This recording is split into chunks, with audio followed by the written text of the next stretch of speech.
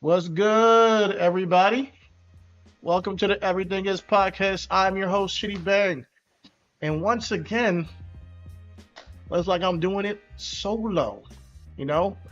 But tonight, we got a good show for you tonight. I'm sorry about last night.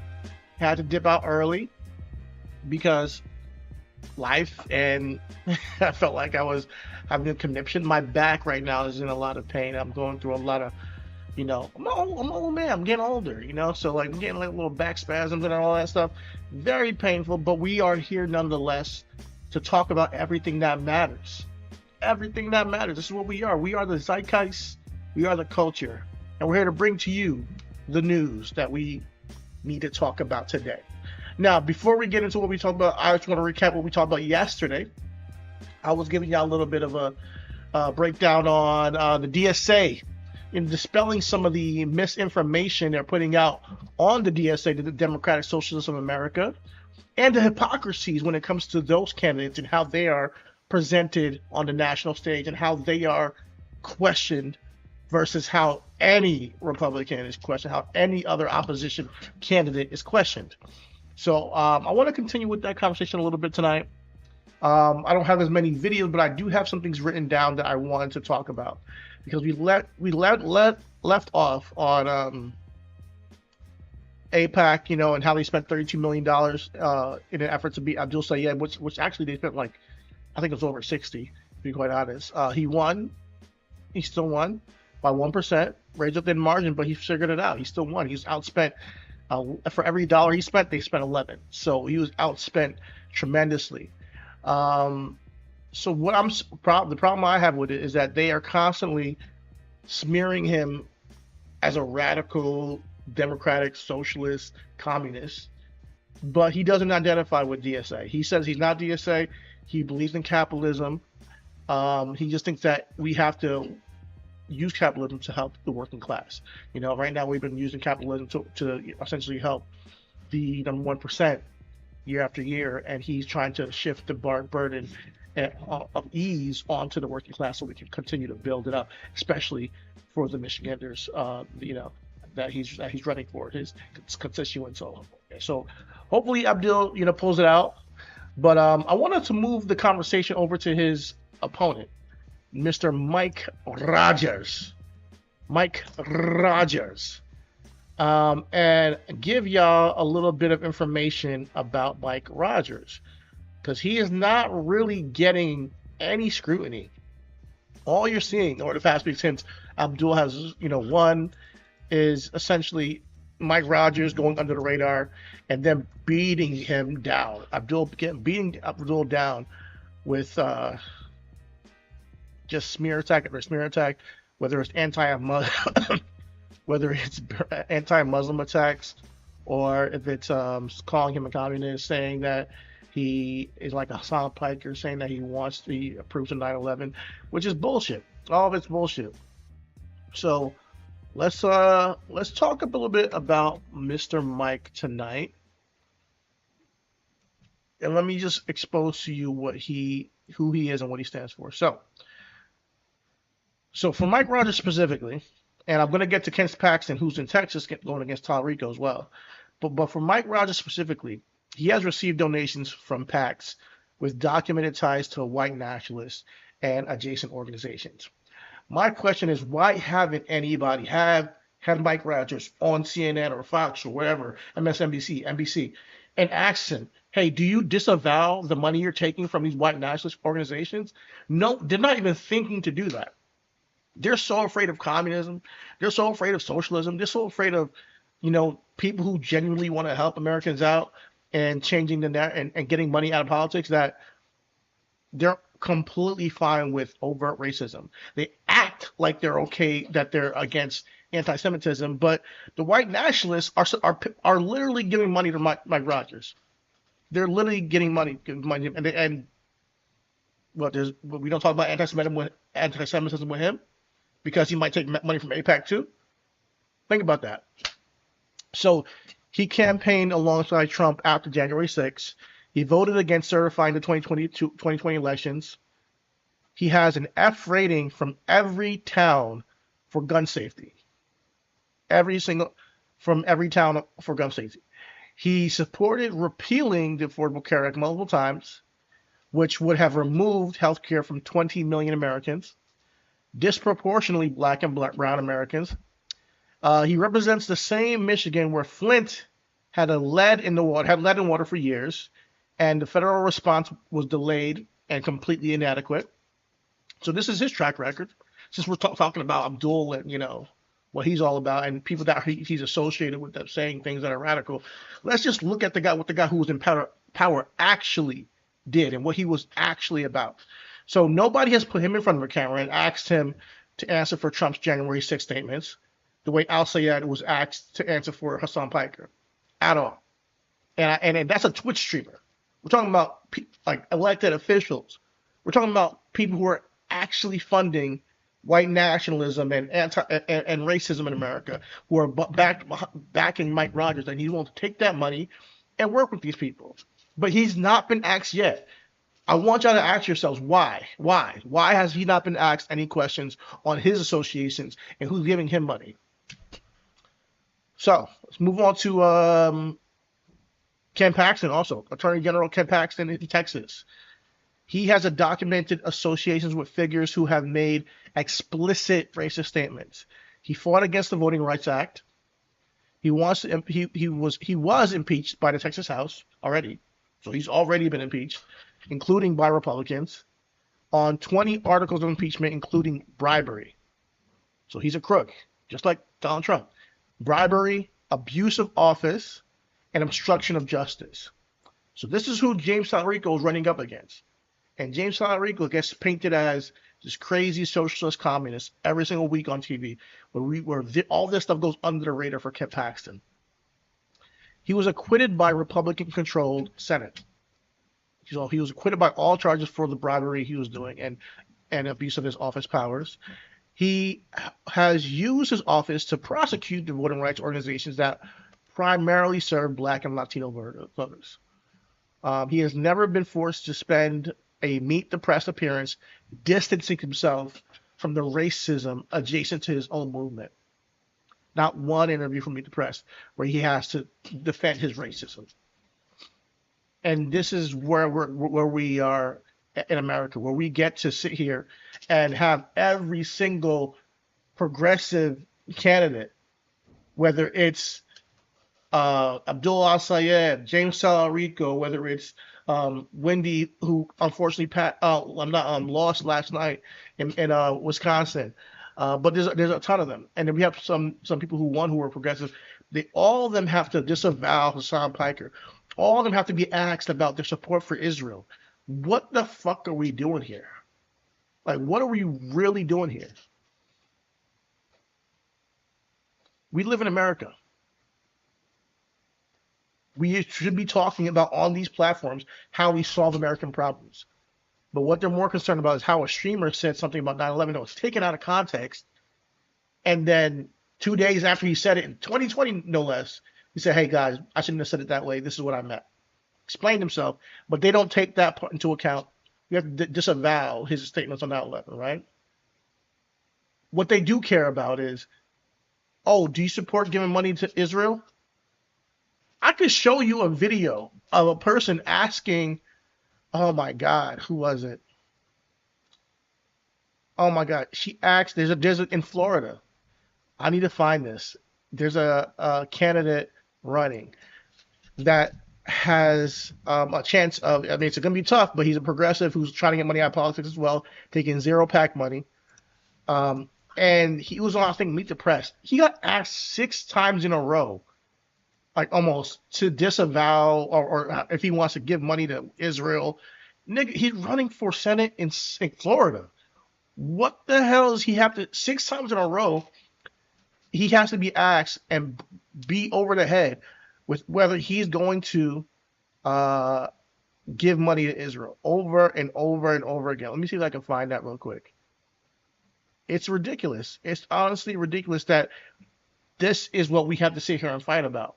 This is what we have to sit here and discuss over and over, and to make clear. Let me get his name. Let me get his name. His name is, damn. Give me 1 second. His name is Oliver Larkin. Oliver Larkin. Let me see if I can pull that up.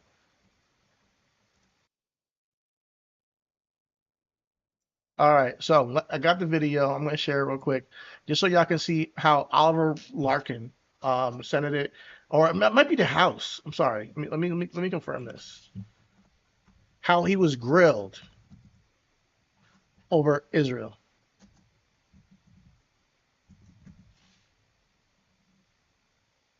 He's going against Jared Moskowitz, Oliver Larkin. He's been endorsed by the Democratic Socialist America, and he supports Medicare for All, the Green New Deal. So he's going against Jared Markowitz and CD 25. Let me see. What district is this? This is he's running from Palm Beach County to Palm Beach County to Miami-Dade County, and he so this is Florida's 25th congressional district. So I believe this is the House.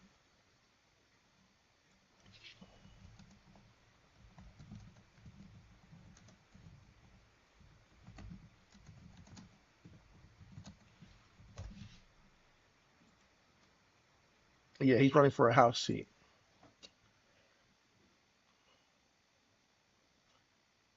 Yeah, he's running for Democratic primary for Florida's 25th congressional district. Uh, so yeah, this is he wants to be a member of the House of Representatives.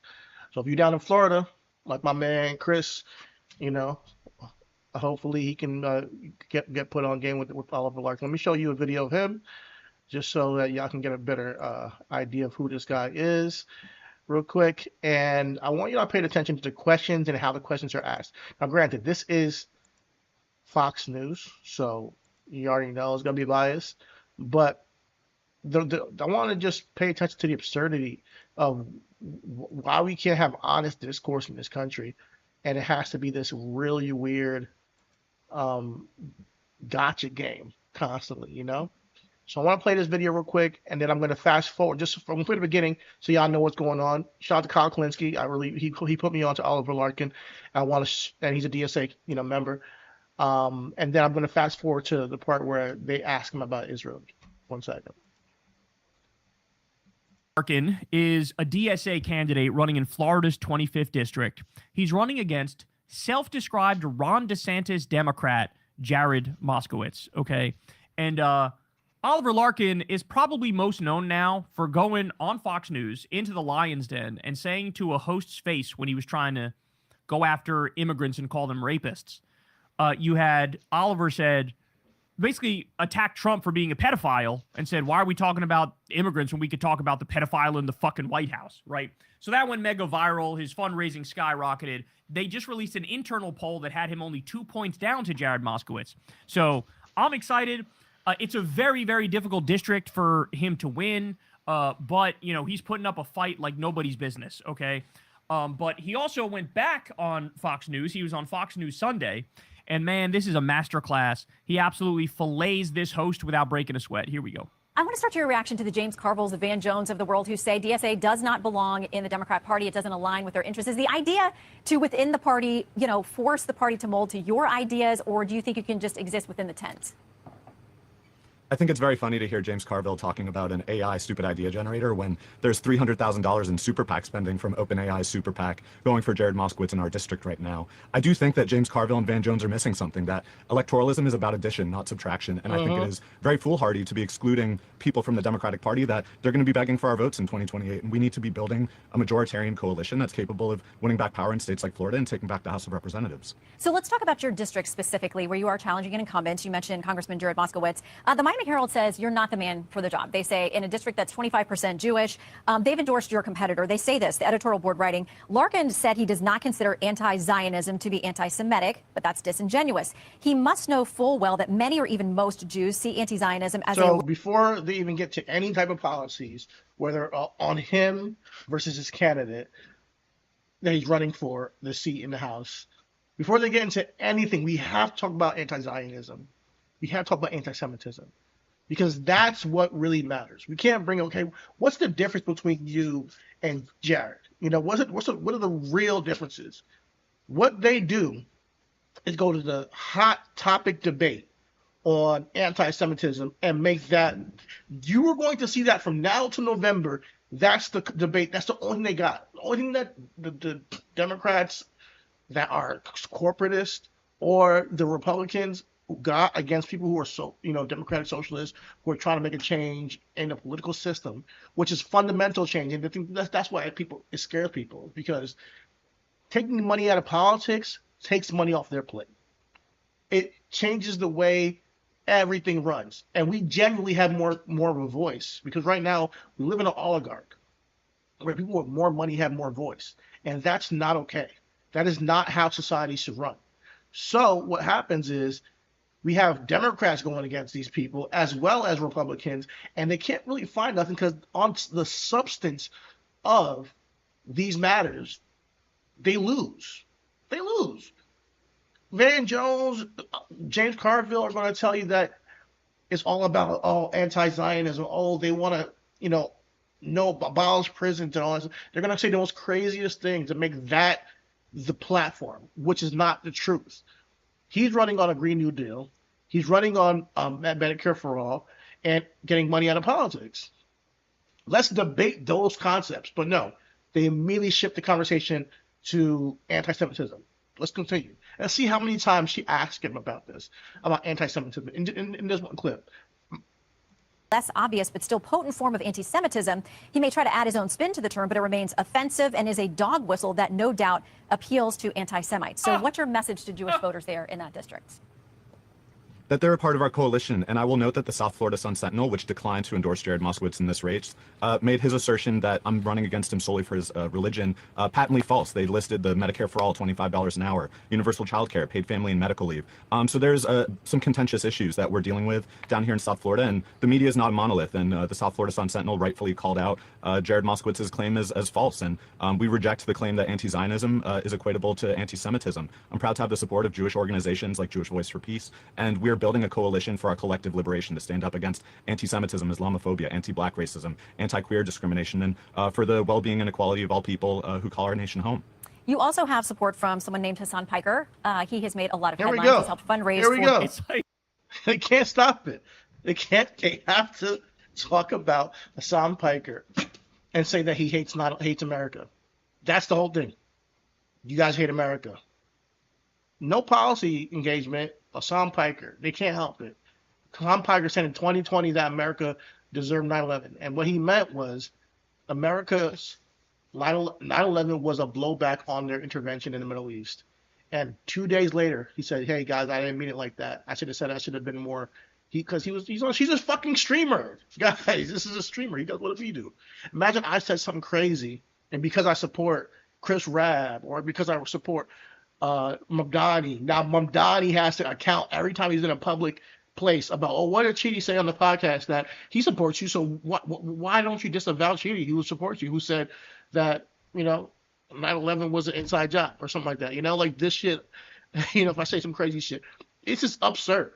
There's real. Well, let me talk to you. Is that my guy? Let me talk to you. Is that my bro? Is that? Oh! Hey! You made it. Hey! All right. If we talking conspiracies, that shit like a Spidey sense, nigga. My hair stood up. I like on the school bus, my nigga. I'm like, oh, shit. Yo, conspiracy. See, listen, that's how you get Chris the Most High back. That's how you get General. You talk conspiracy theories. You immediately start saying that and he's like, what? How you doing, brother? How you doing? Inside job. Wait a minute. Hold on. Wait a minute. No, for real. Like, that's what it takes. But that's why people talk about this, because it's like we can't have real conversations anymore. We have to talk about the outlandish things and have these real candidates who are going to be affecting people's real lives talk about the most craziest, absurd things that the media streamer says. But you gotta think about outlandish is America's middle name, right? You know what I mean? Like, we live in outlandish. And yeah, man, thank you so much for welcome back. I seen you was trying to hold it down for the past 2 days without your boy. It don't really feel the same when we don't have a balance. But I got something for you after this topic about Monday show. You know I wasn't gonna let that slide without me having my Fix your mic, by the way. But I'm hearing you, but it's a little choppy. But yeah, man, we can get into the Monday topic. I have no problems with that. I got no problems. You got no problem. Okay. All right. When it comes to my Monday takes. I think the conversation that we're having right now suits for a little bit more couth and tact. So I'll let us land on where we're at, but I do want to just for the to add my thoughts as you conclude. Yeah, absolutely. Where we're at currently. I do believe that. Let me make sure on my Discord that I am actually on. Okay. Yeah. So, where we're at currently with how they just use social media and they use the algorithm and they just use this better. You know what I'm saying? Like, and for the Democrats or for those in the Democratic Party, because I don't want to lump everybody in there. For those who are going for a progressive kind of approach, they use it. They don't use it as a weapon, right? They don't use it as something like that's like Strong Guy on X-Men, right? Like he absorbs it and then he has the ability to let that power then boom. You know what I'm saying? And I think Bishop and Strongman. Yeah, you're right. I don't know. I don't know a lot about that guy. Be honest with you, but Bishop and him they're roughly about the same character in some essence, right? But yes, let's use Bishop, right? But there's a little bit of turbulence on your mic though. Still, just want to let you know. Yeah, you might want to. I'm not sure if it's a wired issue or what, but I can hear you though. I'm just letting you know.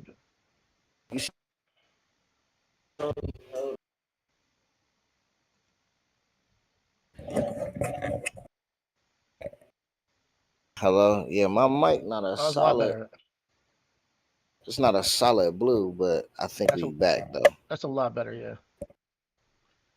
All right, so I think what to the point of like right now this guy's Oliver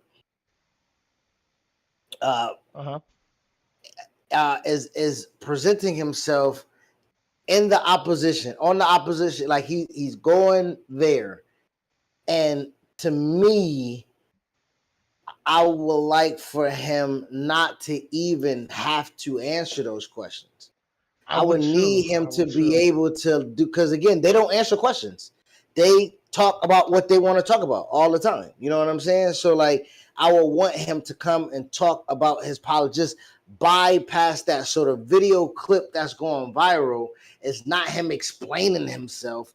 It's him explaining his policy, if that makes sense. I don't know if he's going to win because it's going to be hard for him to win. I think he's down by 2 points right now, and typically those polls will be wrong anyways. But I think he has to do a better job of turning the conversation to what he wants to talk about. There's a way that Mamdani and Abdul Al-Sayed really have mastered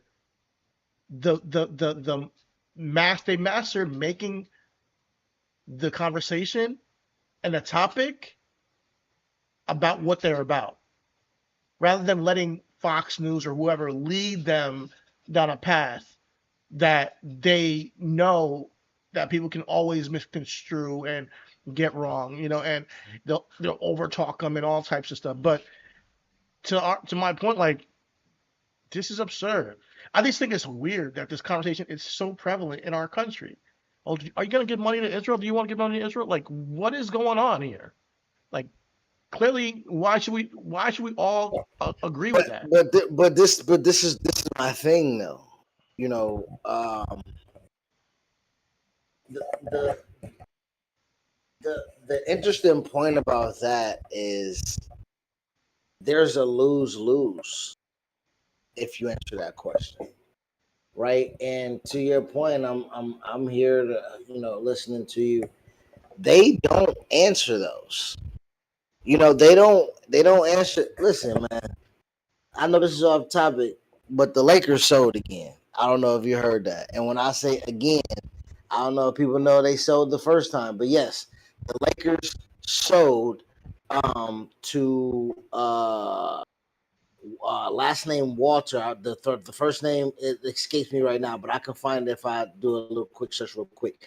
But they sold for $10 billion about a year ago, October of 2025, if I remember. He is under investigation for loan fraud because he was just at the White House under with Trump and them, and then less than a week later, he sold the team to Trump's son-in-law brother. Lakers? Yeah. Turned around, sold the Lakers Kushner. Kushner and the former CEO of Disney, Bob Iger, them and their group collectively spearheaded it and bought the Lakers for $12 billion. $12 billion.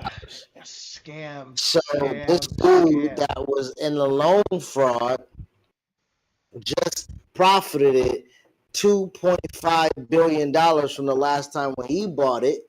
And so that might be able to offset or pay for whatever the case may be. But yeah, man, the stuff like that, nobody's gonna have to answer for that, right? ESPN, they're just glossing over the fact that their former boss, who just on a whim quit before COVID, right? And got the nice little send off and severance, and then as Disney is plummeting, he comes in as the savior, gets the big boost, hands it off, and then comes off, and now he's a franchise. It's kind of breaking up again. I'm sorry. I want them to hear you. I'm okay, but like now he's a sports owner.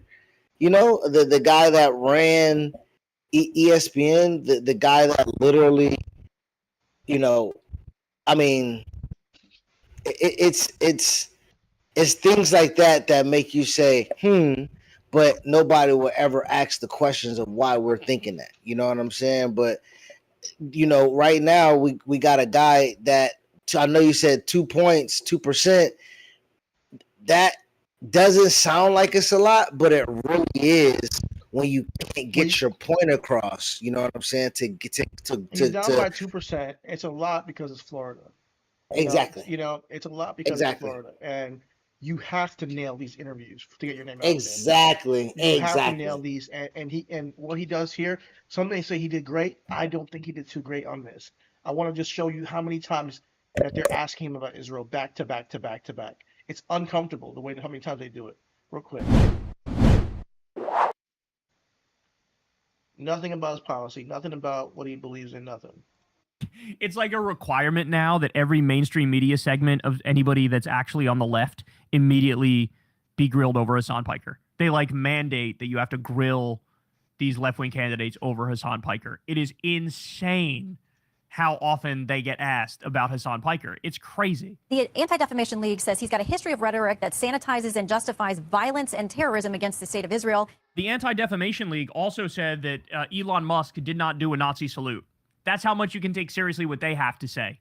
Is they were, riding Trump's baby dick and running cover for Elon Musk as he goose steps and Zig Heils. They're not a serious organization. And using derogatory rhetoric towards Jews that claims that they say Orthodox Jews are inbred, which he did subsequently apologize for in response to backlash. He calls for the eradication of Zionism and demonizes Zionism as a, quote, mental illness. I could go on. He said a lot of things that are offensive to Jewish people and to those who support Israel. Do you believe Israel has a right to exist? They have the same like 5 questions, bro. Oh my days. I think that Israel should be a secular and democratic state with equal rights for all people. And the current configuration of the state of Israel is a religious supremacist one that privileges Jewish citizens above Palestinians. And we see a 2-tiered system of justice in the West Bank that's been under illegal occupation since 1967 with illegal West Bank Israeli settlers under Israeli civil law and Palestinians who have called this their ancestral home being subject to Israeli military law with upwards of a 95% conviction rate. So the 2-tiered system of justice, the 2-tiered political system in Israel is not one that I think the United States should be supportive of if we believe in upholding democracy, not just here, but around the world. Do you think that we freaked it. should cut off defensive weapons, either by purchase or by us supplying them to Israel defensive weapons? Second question. I do not make a distinction between offensive and defensive weaponry. Israel has been rightfully attributed as committing a genocide and apartheid. Virtually every international body that has studied this issue, from the United Nations multiple inquiries, the Amnesty International group, even Israeli human rights organizations, including B'Tselem. And when the United States is in violation of not just international law, but our own law, the Leahy laws that prohibit the Department of State and Department of Defense from providing military assistance to foreign security forces accused of gross human rights violations, we're in violation of our own law right now. And so at minimum, we need to condition this aid. But if it were up to me, I do not think that we should be aiding and abetting a genocide by either providing taxpayer-funded weaponry or selling it. Okay. Hassan Piker also Damn. famously said that America deserved 9/11. Do you think we deserve 9/11? The third question. Oh no, come on, bro.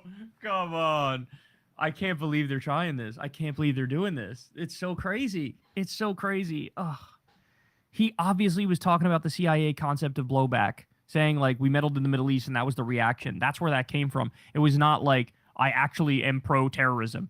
And they asked this candidate, like, what do you think he's going to say? He's going to go, yes, I do believe that. Now go vote for... Of course he's not going to fucking say that. Oh, my days. No, of course not. No, I think Hassan has walked back that statement, and no, I do not agree with that whatsoever. Okay. Act Blue advertised a gathering for you in Brooklyn on Friday night. The host committee listed, including Linda Sarsour. She has said things like, you can't humanize Israelis. They are the enemy. You can never work with them. She's advocated for a one-state solution, meaning no Israel. Do you understand how having people like that supporting you in a fundraiser or any other way is very troublesome to Jewish people? There's been like, what, 7 questions. 5 of them have been about Israel and Jewish feelings. Again, Linda's not a candidate for office, and I think when she talks about one secular and democratic state with equal rights, that's a principle that most Americans support. I don't think we want to be supporting a country where there's a 2-tiered system of justice, where people do not enjoy the same political or even rights of movement with the fragmentation of the West Bank and the construction of illegal Israeli settlements. So, no, I do not believe that Linda is speaking towards anything but our common humanity and upholding peace and justice and equality for people in Israel and Palestine. So I understand that this is an issue that has not gotten its due diligence in media for a very long time. But I think that now what we are seeing with the contribution of our taxpayer dollars and what they're going towards, with not just the actions in Gaza, the genocide or the apartheid in the West Bank, but now with 1 million people in Lebanon forced to be refugees by Israeli occupation. And now we're being dragged into this very unpopular war with Iran that, at Marco Rubio's own admission, has been at the behest of Israel's government. Do you think that there's an existential threat to Israel's existence? Good question. Come on, bro. Like 75% of the questions are about Israel. It's so crazy. It's so crazy. By the way, this is why Abdul won, because he also got asked all the time about Israel, and he was always able to say, why are we sending them billions of dollars? Let's spend that money here on universal health care. Like, let's spend that money here to increase your wages. Let's spend that money here to fix our schools. And like every time they asked him about Israel, it backfired because he was just able to jujitsu it into, y'all keep wanting to talk about Israel. I want to take that money we're sending to Israel and spend it here. It backfired when they went against Zoran, too, because remember when they were asking, like, where would you visit? The first place you would visit when you become mayor. And Zoran was like, I'm not going to go anywhere. I'm going to stay here. But every other candidate was like, I would go to Israel. I would go to Israel 7 times. I would go to Israel and Ukraine. I would go to Israel and sleep with Netanyahu. Like, there's just one person more deranged than the next over and over. And he was able to sound normal. So I can't imagine this is working. Like, even the fucking Fox News audience has to be like, really? Your fucking, like, 6th question on Israel? What are you doing? Do you I think don't that there's think an so. I think existential threat they to love it, Israel's honestly. existence based on some of the folks in its neighborhood? Well, By you the way, know, there's an I think existential threat to realistically, Palestinians' existence. what There's an what I existential would threat to Lebanon's what I That's the existence. would sixth question they've answered. Go ahead, but I just want to say that just that's just an example. That's just an example of what they're doing right now. But no, finish what you're saying. My bad. Go ahead. but I think this does us no good. You know, this does us no good being on their platform, not being able to control the narrative. You know what I mean? So now, I feel like what was gained, do you believe, with this? If you have, Well, if you can he's had tell a me. couple of. Well, I'll say this: he's campaigning in Florida. Floridians are watching Fox, so people who did not know he existed, who identify with the socialist movement, are aware of him now. I didn't know he existed. Now I know because he's getting grilled, and then my boy Kyle Kalinske pulled it up, and he also had a moment that went viral where obviously he mentioned that he called out Trump's pedophilia live on Fox, and they had to end the interview immediately. They're like, okay, thank you, bye, and they ended it quickly. So even if he doesn't win, it's good that he gets his name out there. It's good to run your race aggressively, get your name out there, and understand that. Hey, Florida, if you support the Democratic Socialists of America, what Mamdani's doing in New York, hey, there are people who are trying to bring them down here and represent you as well. And these are things that they want to represent. Getting money out of politics, that they're not taking money from any PACs. They want to help Medicare for all, and these things, even for Florida, which is obviously a red state. So that's the benefit I think you get. So even for me, I think of it as a point as I think of it like even if he doesn't win, there is progress being made.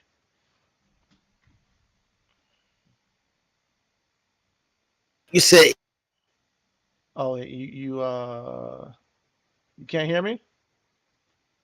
I'm actually Mark. We can't hear you at all. My audio is peaking. I think it's on. I think the audience can hear me. I don't think the audience can hear you. But I'm gonna try to see if I can. I mean, yeah. If I'm gonna check up on YouTube to see if there's anything if they can hear me. So my apologies, guys. Give us 1 second on the audio.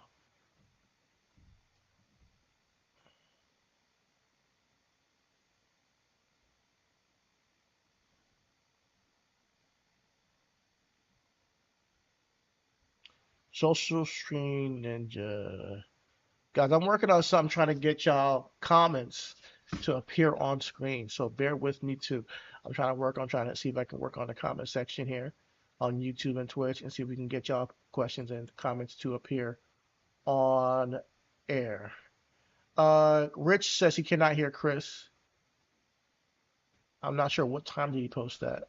Rich, are you there? Are you here? Because if you can hear me, please say yeah, yeah. You know that you can hear me. You're still here. If you can't hear me, okay. So Rich hears me. They can hear me. It's just Chris. All right. Thank you, Rich. Appreciate you. So yeah, I'm working on this thing so I can get comments appear on the screen so we don't miss it as well as we talk. Uh, Give me 1 second. And Chris, um, let me go check to see if I can hear you on video. I can hear you on video. Hey, you can hear me now? I can hear you on video and you can hear me on video.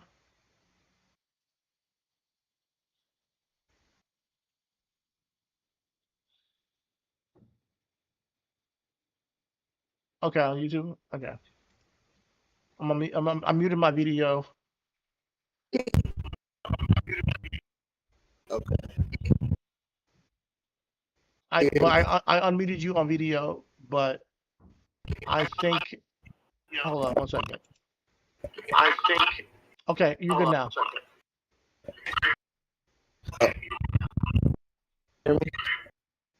I can hear you.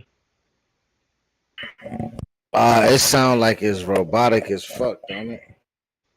You sound okay, but I think the mic, it's just a matter of the distance between your mouth and the mic and how the audio is getting the feedback. So that's what the issue is now. But Hello. I think yeah, we can hear you. That's good. Can you hear me? I can hear you. My bad. Let me turn this down. Hello, can you hear me now? Yep, that's good. That's good. It's good. Okay, my bad. Yeah, I had the phone next to it. It sounded crazy. Yeah, I know. It's all good. Um, That was me. My bad, bro. My Discord crashed. So oh, really? that's Oh, that. wow. Yeah, Okay. yeah, yeah. I wasn't even in a Discord call. Okay, I'm back. I'm back. All All right. right. So yeah, I think that the benefit is even if he loses, there's a benefit in getting his face out there, getting his name out there, letting people know that there are DSA members in Florida who they want to support, are available to show love to. We mentioned there was a black progressive upstate that we mentioned in Florida.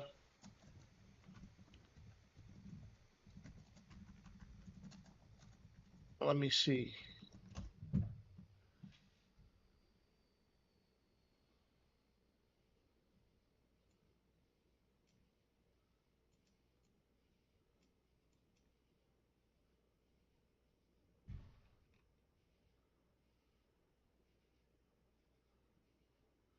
Florida District 20. We have a gentleman over here. I think we talked about earlier. Um,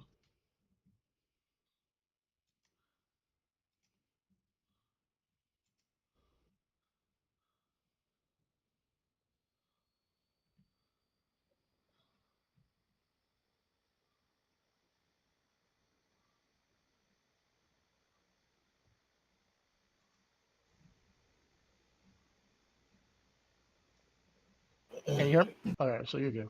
So yeah, basically, I think that it's good to get his name out there, and we'll see how it pans out going I'm forward. gonna, I'm gonna do my. I gotta do my due diligence on, cause I'm not down there and on that side, but that is where my in-laws are. Brother-in-law, father-in-law. You know what I'm saying? Like so for them to know or who to be engaged with things, I think is very necessary and prevalent for us to um, remain, uh, again, passing that information off. I think that's one of the biggest things. What we talked about on the show, how we started the show, we wanted to educate the ignorant, right? And Mhm. people get so offended when they hear that word ignorant. And I'm like, if you take the literal definition of the word, it's just lack of knowledge, bro. Like everybody don't know everything, so you got to be educated on something. You know what I mean? So, um, I think this is a good. This is good for everybody involved again, because I don't know, because I look at DeSantis and Gillum, and I know we talk about that a lot, but 0.04% isn't also a lot either. But it changed the trajectory of the state. When Gillum lost the DeSantis, Yeah, right? yeah, it did. So I don't want to underestimate us almost getting there, because that shit don't matter Uh-huh. about nothing. You know what I Yeah, mean? So I think if we can learn quickly and radicalize and strategically manifest us improving the state with one of the biggest counties, I think that would be very, very pivotal. Very then pivotal. we have a guy. I want to show y'all. I think this guy we were talking about. His name was Elijah Manley. He's running for the 20th district, and that's in Broward County. So if you want to see his mission, Welcome to That's beautiful, actually sunny where my South Florida. wife is from, Broward yeah. County. So yeah, Broward, that's definitely it. So support yeah. this young black man, Elijah Manley. He is the best candidate down there. Where we're surrounded by wealth, luxury high rises, and expensive restaurants.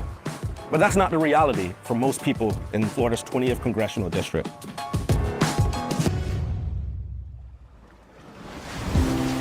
As a candidate for Congress, I get asked by people all the time, what does poverty look like in the community? To me, what poverty looks like is a kid showering at the beach before they go to school. What poverty looks like to me is a mother working hard, but no matter how hard she works, she still can't keep the lights on or pay the rent or keep a roof over their head. And the reason why I know that is because I experienced it. I was that kid. And that was my mom.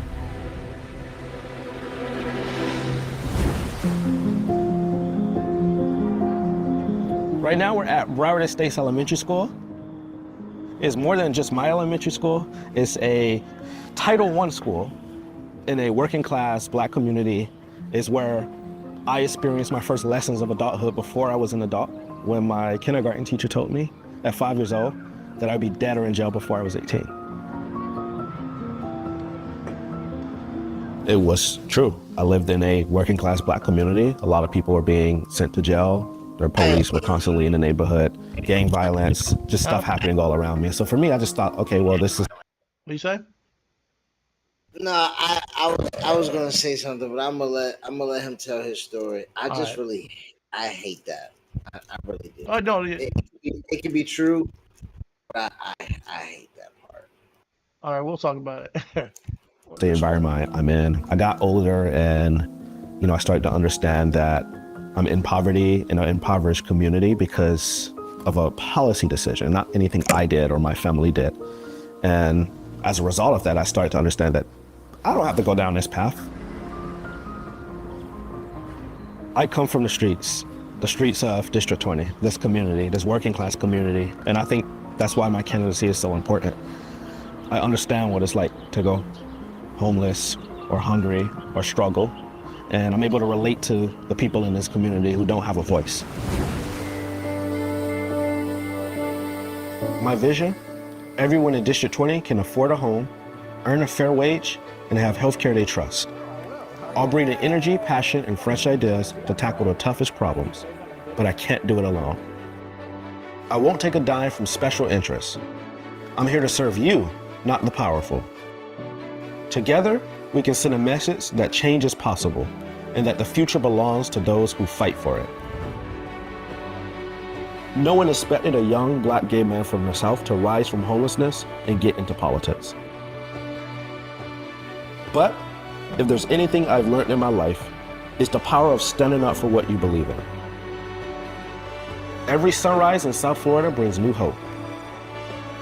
I'm Elijah Manley, and I'm running for Congress because I believe that our future can be brighter than our past.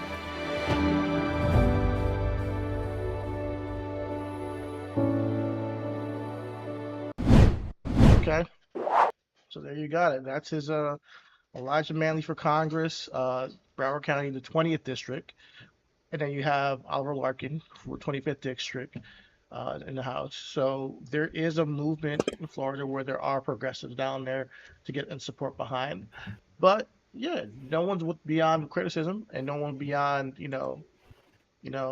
we just criticize Oliver Larkin for his way of going about answering these questions. Clearly something in here bothered you about this Elijah Manley cat. What's up with that? What's If you can hear me yeah, I can hear you. uninterrupted, okay. Yeah, man.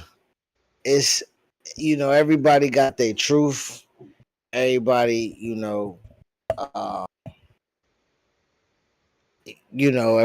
but the my teacher said I'll be nothing. You know what I mean? At 5 years old, my teacher said I'll be nothing. I've heard this a lot. How many teachers are saying this? Like, for this real? is what I'm trying to say, bro. Because I'm just saying right now, like my man Christian, he 5. You know what I mean? He don't remember shit I said 2 weeks ago. I'm his daddy. You know what I mean? Like, I don't really, you know what I mean? Like, I don't really know how much that's going to drive him to be the deciding factor in life. because of something that happened when he was 5. Now, granted, Christian can be like, yo, I love being a musician since I was 5. I love math problems since I was 5. I knew I was going, but you know what I mean? Like for somebody saying you won't be nothing. Yeah, for you to be like, that's why I'm a politician. I'm like, come on, cuh. You know what I'm saying? How old is Young? How old is Elijah Manley? 27. 27? Uh-huh. Nigga, your 5th grade teacher did. Well, then Nigga, she respect. Would you rather him, who's also progressive, or would you rather, because this is where we gotta make tough choices, or would you rather this? Luther Campbell for the same district, Florida 20. You got my vote. You know I'm going. Oh my God, the ignorance.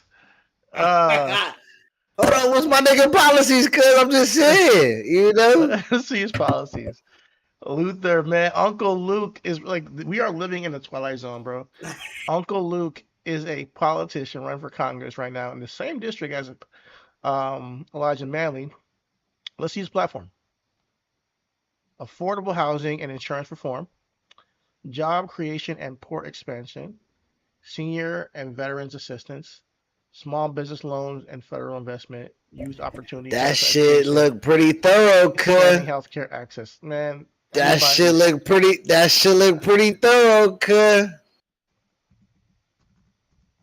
Is Luke Campbell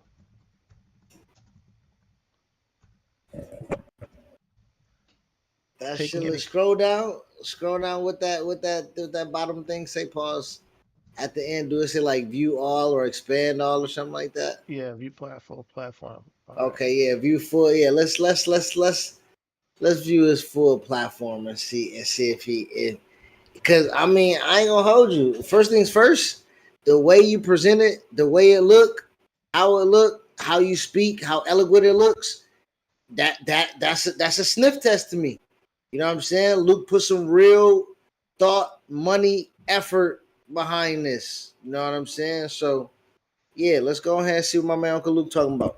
All right, so affordable housing reform. Florida, 20 families across Fort Lauderdale, Lauderhill, Tamarack, Pompano Beach are being priced out of their black ass cities. So he wants to build affordable housing so teachers, nurses, veterans, and working families can afford to live in the communities they serve. Check mark. We will stop gentrification that is destroying Florida 20 neighborhoods. All right. Federal investment, fight for federal funding to build and preserve affordable housing in Fort Lauderdale, Lauderdale Tarmac, North Lauderdale, across Florida 20, prioritizing teachers, nurses, first responders, and working families. Hold insurance companies accountable. Push for federal oversight of Florida's insurance market. Companies cannot abandon Broward County homeowners or price Florida 20 families out of coverage. Fuck with that.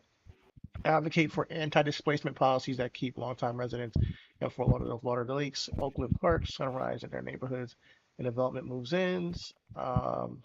Emergency house relief, secure federal emergency relief funds for Florida 20 families across Broward County who cannot afford to stay in their homes due to insurance and rising housing costs. So this is primarily housing. He has also job creation. Let me read about the port. Everglades expansion. Secure federal funding to expand Port Everglades infrastructure, creating union wage jobs in shipping, logistics, and international trade for Broward County residents. All right. Interesting. Uh, it's just in one of the most strategical, important economic locations in the hemisphere. Port Everglades and Fort Lauderdale Hollywood International Airport should be creating thousands of good-paying jobs for people in Florida 20. Rich said true Democrat right there. Vote Luke. Yeah, man. I like his platform. It looks like he's not taking any PAC money, but he's also going up against Elijah Manley, who seems to be progressive. But we did not look at Manley's platform, so let me see if I can find Elijah Manley's platform. That's some good shit right Luther there, Campbell. Chidi. I like what you did right there. You brought up a man, Elijah Manley. Hell yeah, we vote Uncle Luke in. I'm sorry, what did you say? Because you're breaking up. I like how you set that up. Yeah. I like how you set that up, Elijah Manley. He was like, yeah, he's a pretty nice young kid. Only for us to be like, nigga, we vote Uncle Luke in, nigga.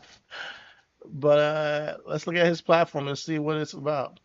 The economy, he aims to build an economy that works for everyone in Florida's 20th district, from good union jobs to higher wages. You know, you can view more about his economy, his platform here.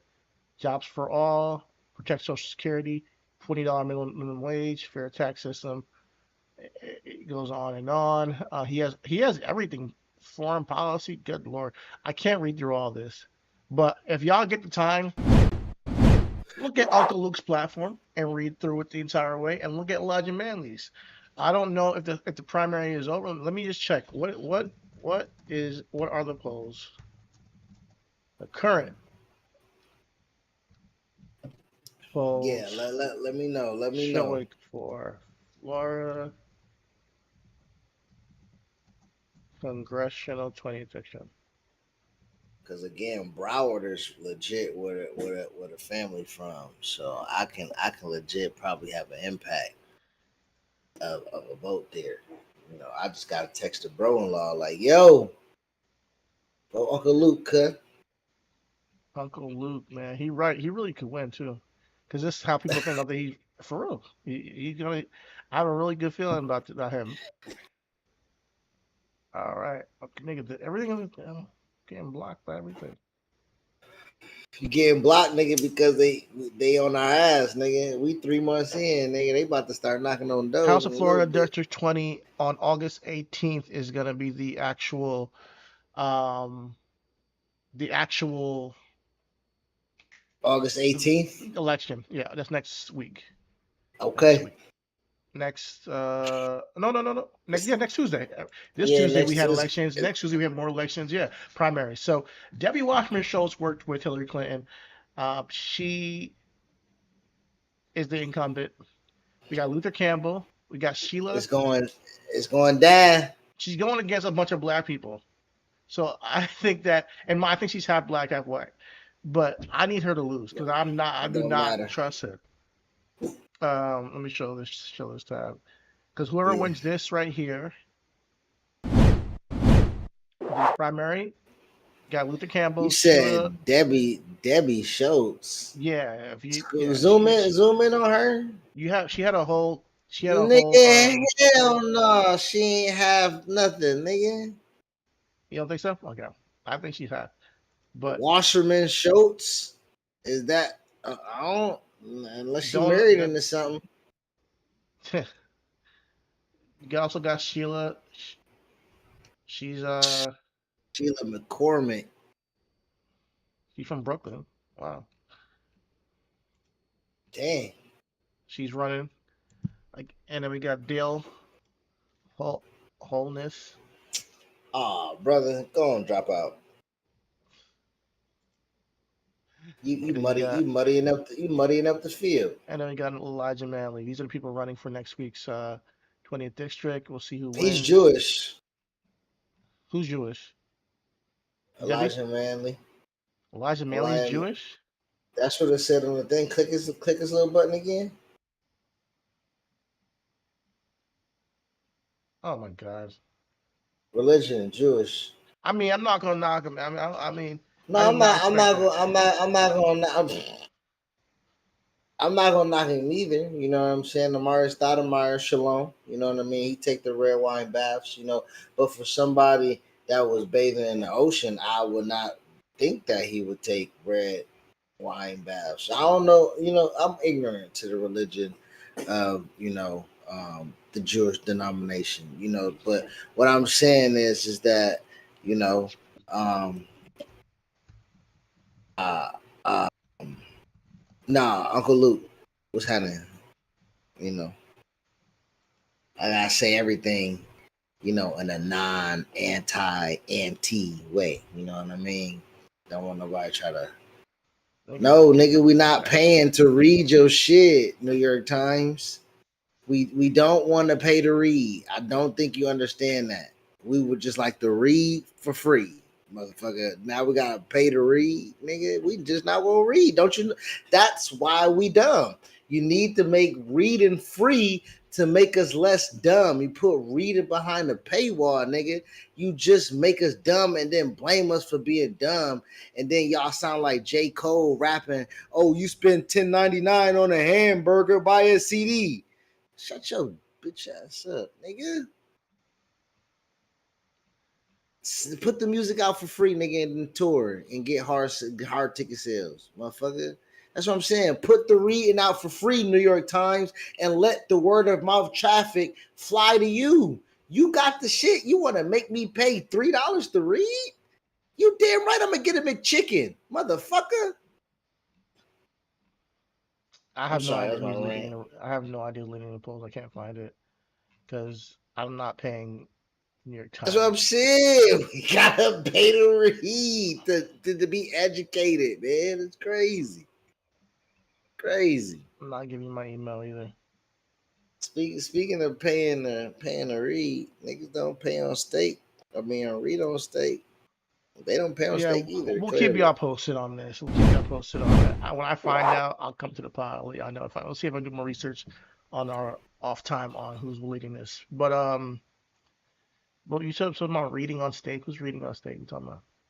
no, I'm saying I said speaking of people who don't read, I said people don't read on stake or pay their real money on stake. Not because we was talking about spending money and reading, but yeah, I was just trying to say like niggas don't read.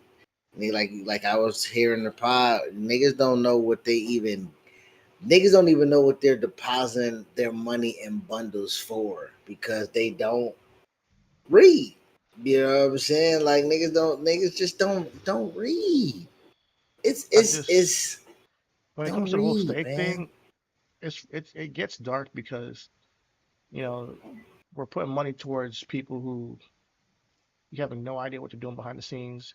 There's a reason why that like Stake is, not an American company. So it's not even helping American tax dollars. It's a like Well, some Philippine company. I do wanna ask You you know, though, where we was asking, I do want to ask you to steer away real quick. Do you think gambling? Do you believe gambling cannot be entertainment? I think gambling should not be entertainment. I think it can be. Okay, I think it no, shouldn't no, be. I'm okay. So when we were speaking on the morality of gambling and who it's showed to and how it's perpetuated, I started first getting into gambling through fantasy. Fantasy is not typically gambling. Fantasy is just fantasy, and then somehow you'll put a pot on something and have a group or whatever the Yeah, case may be. well, And then it's now still gambling, but it's a little it's bit still, different. You have some I know control, my but but what I'm saying, my introduction to gambling was yeah, fantasy. So fantasy what I'm saying football, is right? was entertainment, right? Of just It can be. it's not Yeah. harmless. I'm sorry, it's not harming. It's entertainment. If But me and then once you we are get playing Madden and we into say, yo, whoever wins gets the $20, put $10, and whoever, I mean, that's gambling essentially, but it's fun, it's entertainment. Yeah. yeah, Hmm. that's what. But to your point, when you say how it's cultivated into a culture and how it's just put into a culture, daily fantasy. Which do you remember who was the first daily fantasy gambling uh site that we were where we used to pick our lineups? It was fantasy, but it was gambling. Was it DraftKings that did it? You talking about fantasy Again, football? yeah, fantasy football, fantasy basketball, where it was then The introduced first one? as. I'm trying to think about not technically really the first one, but like which was the first major where niggas was trying to get into different states to download the app to do fantasy. Because I do the reason why I bring that up is because the nature of gambling in essence is before state correct, But as Steak is perpetuating the cultural influence, I do want it to try to one it with how our most popularized American sport, football, is just laced with gambling, hidden under the guise of entertainment that just allows people to just fall flat into it. It's like liquor, like, yeah, you can do that. You can spend your money on it, but we all know that this also is going to ruin some people's lives. It just is a matter of certain people become alcoholics. So we have liquor, adverts, but we are protective on where we put it. Like we're not going to put a liquor advertisement on a cartoon, you know. So I think it should be handled the same way with gambling, essentially. Well, I mean, they you got to remember they used to, like if you Liquor on cartoons. remember. Well, I mean, they used to have cartoons where somebody would be smoking a cigarette, Smoking, yes. Yeah. or something that might say, alcohol or liquor spelled a different way or something like that. But it got taken away over time, like you said, because the influence, like Joe Campbell, Joe Campbell, the cigarette fixture, because he was too cartoonish. Exactly, they changed it, right? They don't advertise smoking cigarettes on television anymore. There's no advertisements for Newport or Winston-Salem or whatever the case, Marlboro. There's nothing. But to your point, Chidi, you can find a commercial every day about Guinness.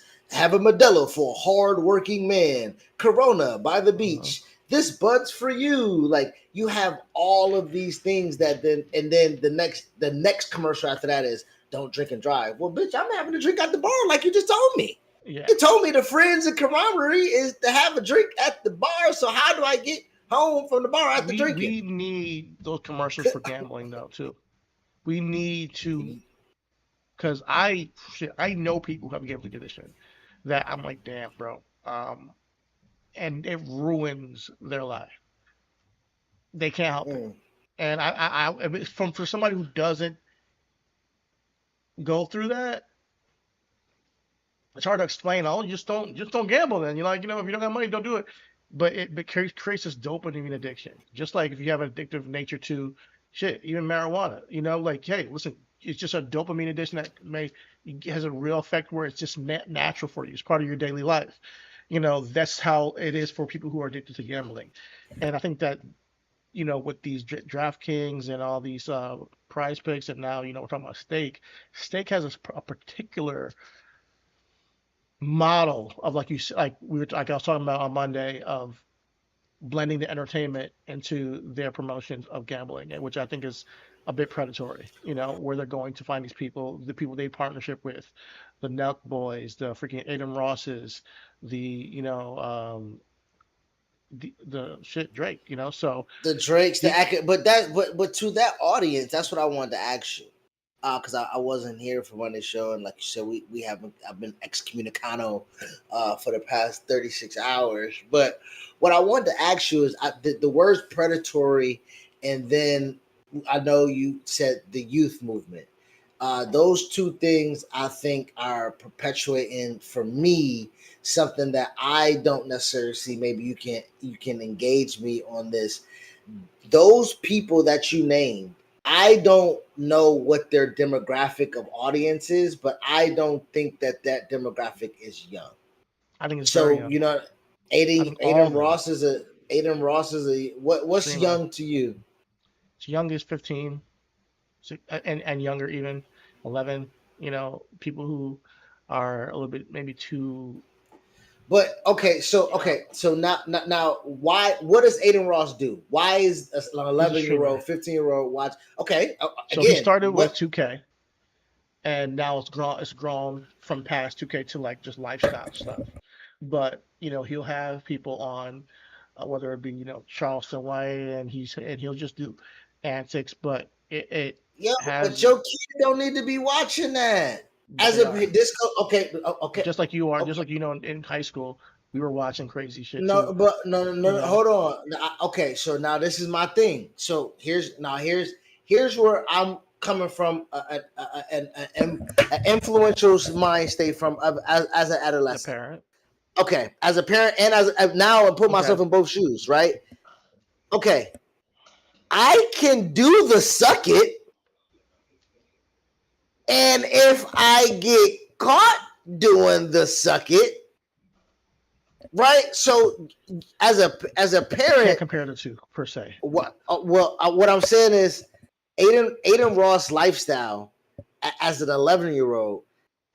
My mom, even if I wanted to watch Rob and Big Black, she wouldn't let me watch Rob and Big Black. She because that's not gonna be your lifestyle. You're not gonna be a skateboard dude that has a ton of money and that just not do shit. She like, you want to just watch The Price is Right, motherfucker. You know what I'm saying? Huh? You just don't got a I mean, skateboard. realistically, my Well, mom you're gonna didn't get a know lot of money. my mom didn't know I had the Ascani, telling me my destiny was. but realistically though, in wholeheartedly, we had the conversation about YouTube Shorts. Now, I believe that is also predatory in some sense, but I do believe that if I spoke that way, YouTube would defend themselves like, hey, now, wait a minute, predatory is a little bit. Now, we do have to put some more restrictions in there. And to us as guardians, I believe that it is on us to implement a structure, right? I do believe that, hey, we know Kai Cenat doesn't take he doesn't take gambling money. Okay, so hey, Billy, Bob, Timmy, John, Ray, because I ain't putting in white kids, black kids too. If you watching something you're not supposed to watch, that is not on the person making the content, because I'm not making it for. I'm making content. I'm not making it for you. Stop it. I don't like. Now. I think that we gotta be honest, bro. We know who. So are you think watching Aiden this. Ross is making content for 11-year-olds? He knows who's watching his content, and he knows the demographic. But Charleston White is not for an 11-year-old, bro. Listen, So when you say he's not the knows, only person. It's Aiden Ross. He's the main guy. It's Charleston White. He's been on the pod, yeah, but they have constantly put different people on their streams, and they have a young base. It's not me and you watching these streams. Let's be real. It's a young demographic that are watching streaming, and for hours. These are the Gen Zs and Gen Alphas that are watching, streaming. Me and you might dabble, like, hey, millennials might just say, oh, what's going on over here? Oh, it's cool. They're doing streaming university. Cool. We are not the ones watching the stream. This stuff is for a younger demographic. So what I was talking about on Monday was the choices that people make to promote gambling to young cats, knowing that it's harmful, knowing that, it could be leading a generation to make gambling normalize, so that. dude, I'm sorry. No, What? Because you're interrupting what I gotta say. Because clearly you got feelings. What is? No, it's not. It's not what you. It's not really so much what you're saying. So I'm not interrupting you. I'm just saying, like, when you're saying, I'm just playing the game, streaming. Yes, I can hear how that can attract an audience. But what I am saying is that as a parent, my mom wouldn't even let me play Grand Theft Auto.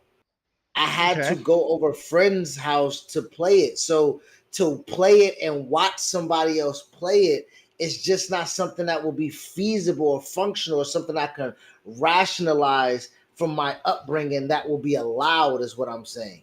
Even though I understand. But we do realize that today, where everybody has a screen. Everybody has a screen, even your kids, that we can't always control that, right? Now, I'm not saying that you can't make content. I'm not saying that you can't work with streaming with gambling sites. I'm just saying that we gotta be aware of what's going on and why these gambling, how they're moving, what's going on with these gambling sites, how they're moving, and what the ramifications could be for a generation. I can't just be like, oh well, just ignore it, because it's happening. There are kids that are being indoctrinated into being gamblers, not just with stake. with a bunch of gambling platforms and with the video games. Microtransactions on apps, microtransactions on Fortnite. This is what's happening, right? So when you have famous people who have a choice to say, hey, this is what I want to promote, it's on them to choose where they want to put their time and energy towards and build. And that's where the Drake comes into the conversation, where I'm like, he probably could do better with his time. I get it. There's a lot of money they gave him, and maybe he doesn't give a fuck about the youth that matter, but he always chooses the money, and that's who he is. So that's where my point was with Drake was that, hey, he can do it if he wants, but my criticism is going to be based on with the power you have, there's so much more he could do that can help youth rather than harm. That's all. Okay, so do you put Drake and Aiden Ross in the same demographic? Let's Drake I being would say this. 15 years older than him. Yeah, that's the problem. Yeah, I think Drake makes music for young people, but I think it might be a little bit bigger of a gap because of his career. So that's why I think I think the differentiation of saying Drake's having the ability of influence or indoctrinating the youth into gambling, when again they're indoctrinated just off of, like When you said, you're like when you just partner up, you take Drake and you partner up with Mouth Boys, and you partner up with Aiden Ross and Steak. That's Drake attaching his name to what they got going on, which is streaming.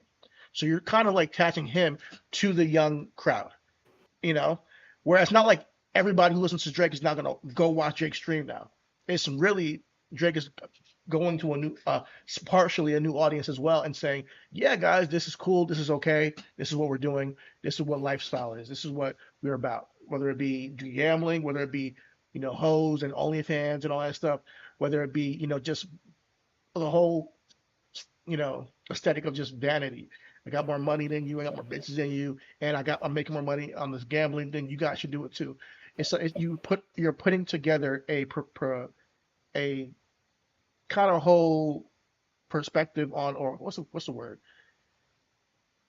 Persona, I guess I think there is a duality in the conversation, because you can perpetuate on the life that you're living, or you can perpetuate the life that you would like to live.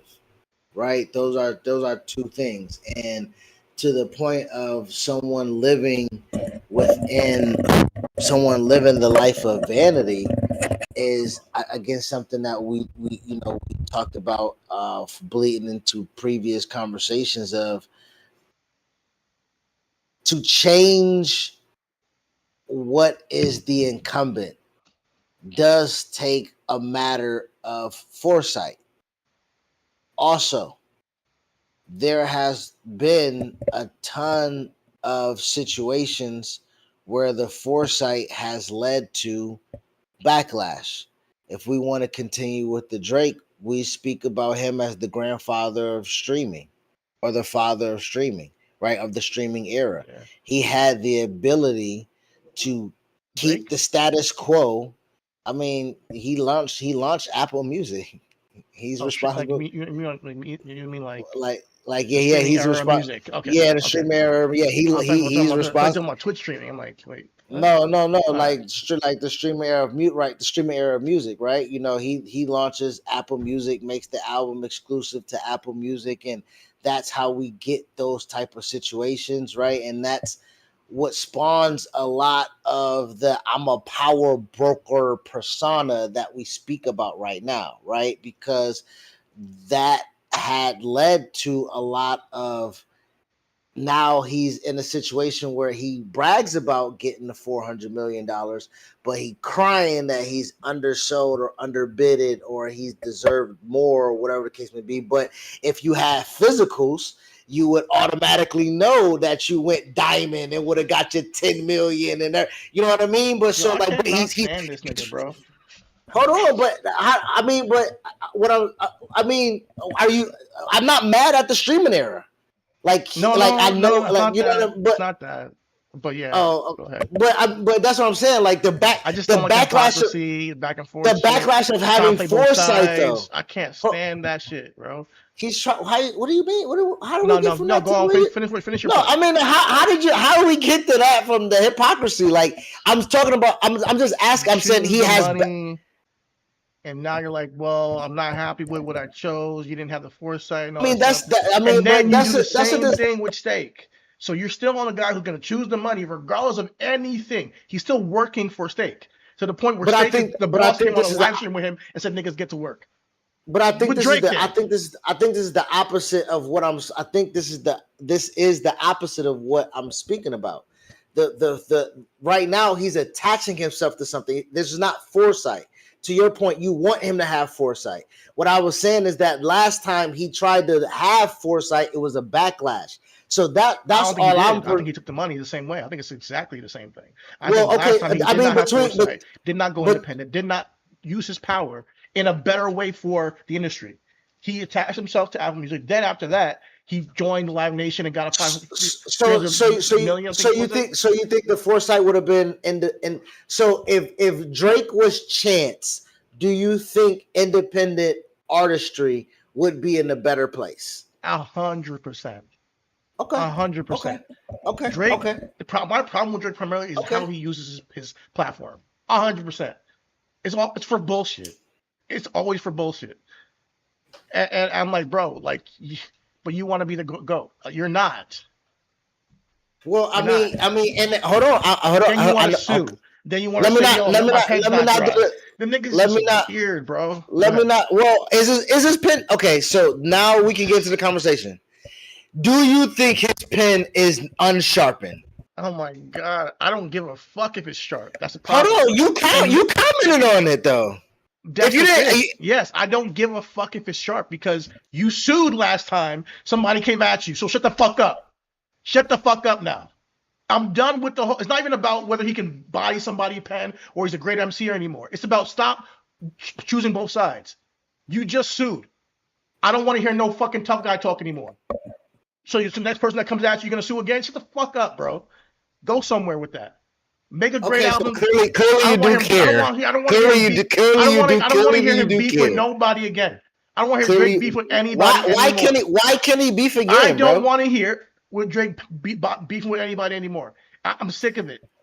The dude's a fucking fraud. The dude is gonna sit here and play both sides of the fence. He's gonna play victim and he's gonna play aggressor at the same time. Fuck people like that. This is the hold on. Okay. Slow the fuck down. Damn, for somebody who don't care, my nigga, you are going. Damn, did you not get enough off on Monday, my nigga? The fuck? Nope. Damn, bro, you I are was just easy on him on Monday, but for now what? I mean, but I mean, so you should have got your shit off when you was dolo. I'm simply asking, like, you said this nigga done battled. First and foremost, hold on.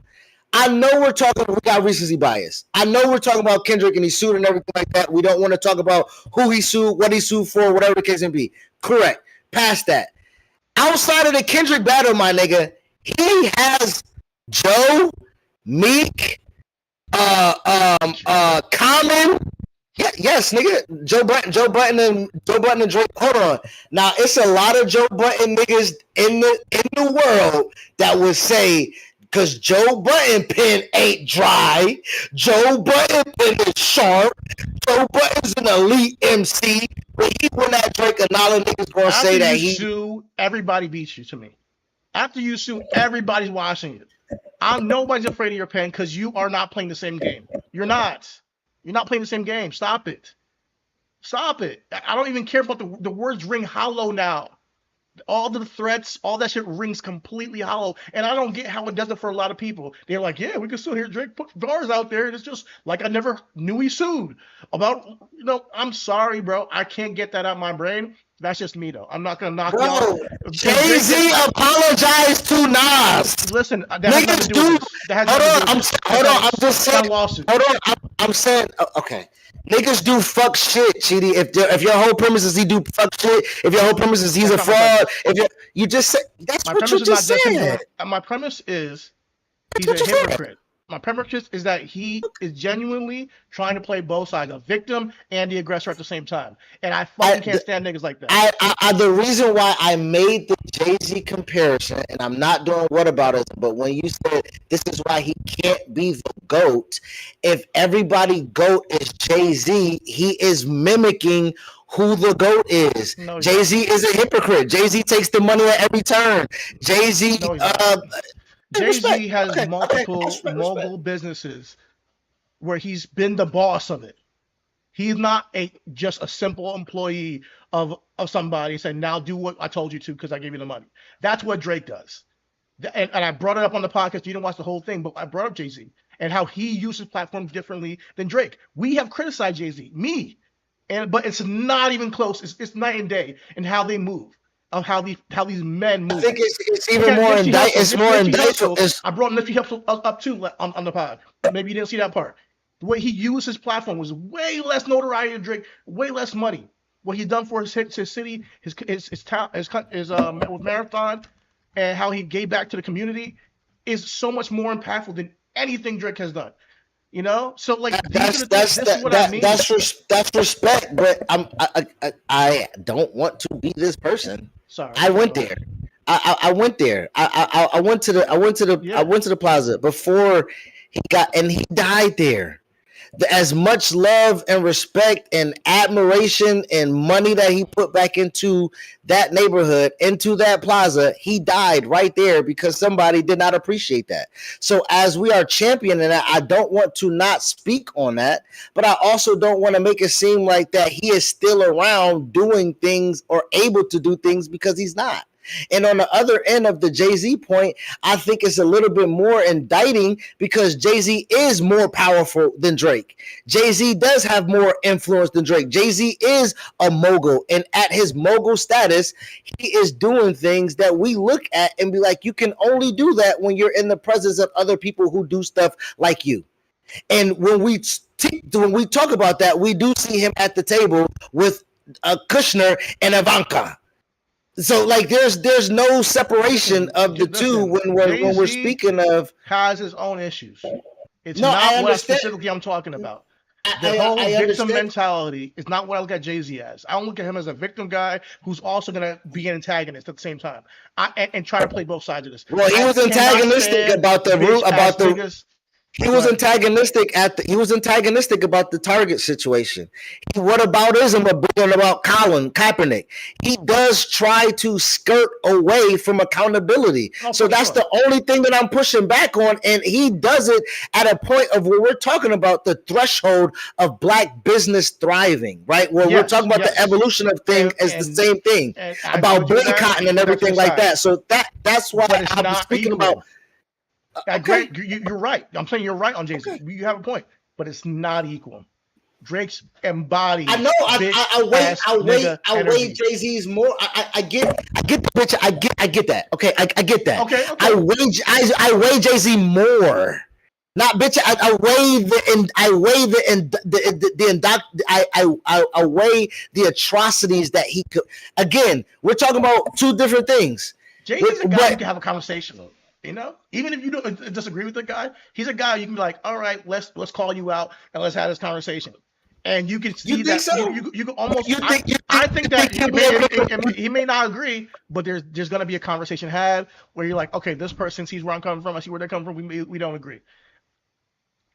I don't think Drake's that guy. Drake's that person who you talk to, and is always going to feel like he's done wrong while cursing you the fuck out and not saying anything or having any accountability for what I'm only taking.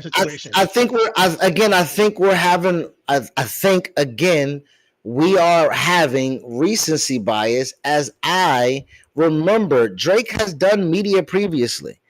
When he done Crown with Elliott Wilson, when he did Rap Radar with Elliott Wilson and B-Dot, when he did Angie Martinez, what he does not always exude what it is that we're speaking of. I do believe this is a recent thing that we are attach ourselves to, and it is in the worst possible way. I'm not disagreeing with that, but what I am asking, what I'm back to the rap portion of it, what I'm talking about, like I was listening to Flip said, He just got beat. He got bodied.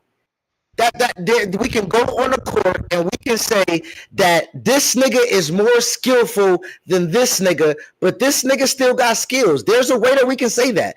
There's a way that we can say that this nigga, because I can guarantee you, KD can play Kyrie Irving.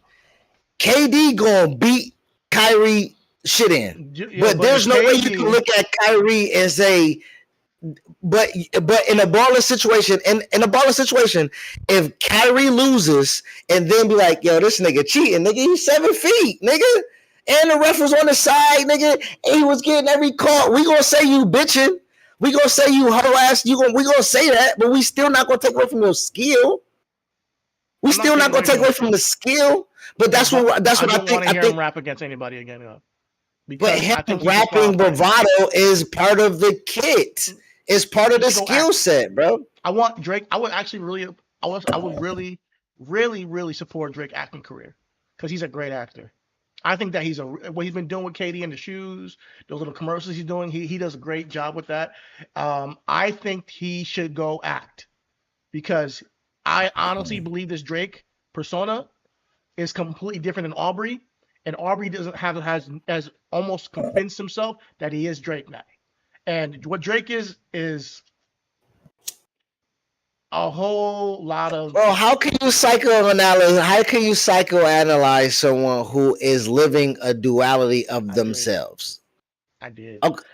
I think. But how do you feel comfortable really then speaking with conviction about a man that you don't know, and then having this? You have a lot of angst towards him, it's like a lot of. You know what? I think that he should go act.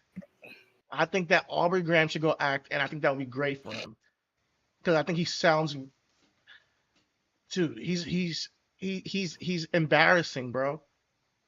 Because here's the thing. The reason why I feel this way, because he is talented. Because I do like some of his music, and how he uses his platform, I think is a complete embarrassment to who he could be, you know. And when I see people with potential, and they choose the complete opposite of what they could do with their potential, I get irritated. Granted, bro, Chidi, that's your expectation of somebody that you put on. It's not my expectation. You just said if I see somebody's potential, that's you. Listen to me, so I can explain myself. Listen to me. It's not about expectation. It's about moral stance. I have a strong moral stance on things. Period. So I do pick a side on, hey, listen, this is how Chidi 2K moves. And yes, when you move this way, when you have that power, I'm going to look at it a certain type of way because I see the fight that's going on in the country and in the world at large, and that there are people who would choose the side of complete debauchery if it helps them out. It's not just Drake, guys. This goes larger than Drake. So he's almost getting all this heat because he's an embodiment of shit that I see in the world that I fucking can't stand. He's an embodiment of it completely. The over sexualization, the vanity, the always talking about how much money you got, then always playing victim, the lying, the cheating, the not taking accountability of your actions on how it affects the next generation. He's an embodiment of that, so I am very passionate about this stuff. And but it's a through line past Drake to the way things are moving in America, period. He learned that. He's a grown man. He's 40 years old. He needs to figure out how to do something different. You can unlearn it. Okay, respect, bro. We are right now unlearning our ignorance right now through policies, through politics. And I'm 37, you're 38, so we're the same age. So we are. It is again, and we aren't blessed to be in a situation for the last 15 years that the world has been laid at our feet. So I don't really know how much to unlearning I'm willing to do. I'm just speaking on the other side of that coin. I don't know how willing me I know, but okay, but you would look at me and say I have potential. You will look at me and say I have potential. You will then be irritated with me, and I'm letting you know I'm just having a conversation. You knowing me as a person. So this is me talking to you. You don't know Drake, right? But you know me, and I'm saying I'm not talking about everything that is embodiment of what you. Go ahead, yeah. Go ahead. If you have potential, Chris, and you're my friend, right? My best friend, right? And you're not fulfilling your potential, there will be a time where I call you out on your shit, and it's just gonna be what it is. Like it's just gonna be like, listen, you're not cut out for what I believe that you could do, but I love you, bro. I love Drake's music. I love it. But at the same time, it's gonna irritate me if you always choose the route that is for your lesser self, as my friend, bro. If you choose a route where you know that you can be better, and you constantly choose a route where you subvert yourself to your lowest basic carnal, needs or emotions or whatever hole is in your heart that fulfills your inner child or whatever it is, until you do your healing and all that stuff, I'm going to call that shit out. And I'll be honest with you, I'm not for everybody as a friend. I'm not. I'm not for everybody as a pundit on YouTube or Twitch.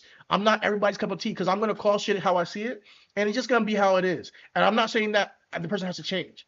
You can still do your thing. But I will always say, yeah, you're not part of the way that I see society or the world at large moving in a place where we're more just, more societally aware, more conscious of what we're doing with our actions, taking more accountability for ourselves and other people.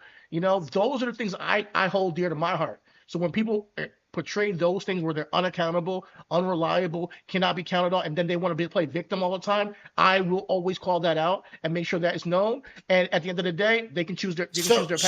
So again, as I'm speaking to you, and I know specifically, and we were talking about Drake, and I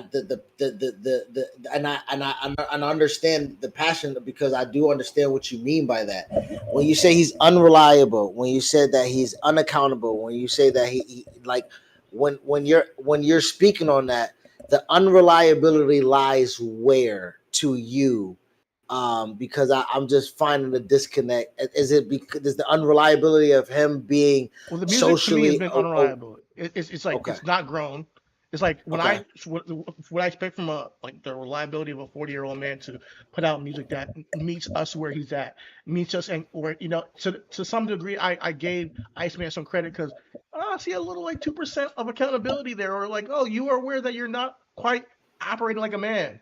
And there's some level of conscious over there. It's not like you're completely devoid of hope, but I'm really grading it on a curve for a man but that's how I think. I think and I think a lot of people grade him on a curve. I'll be honest. But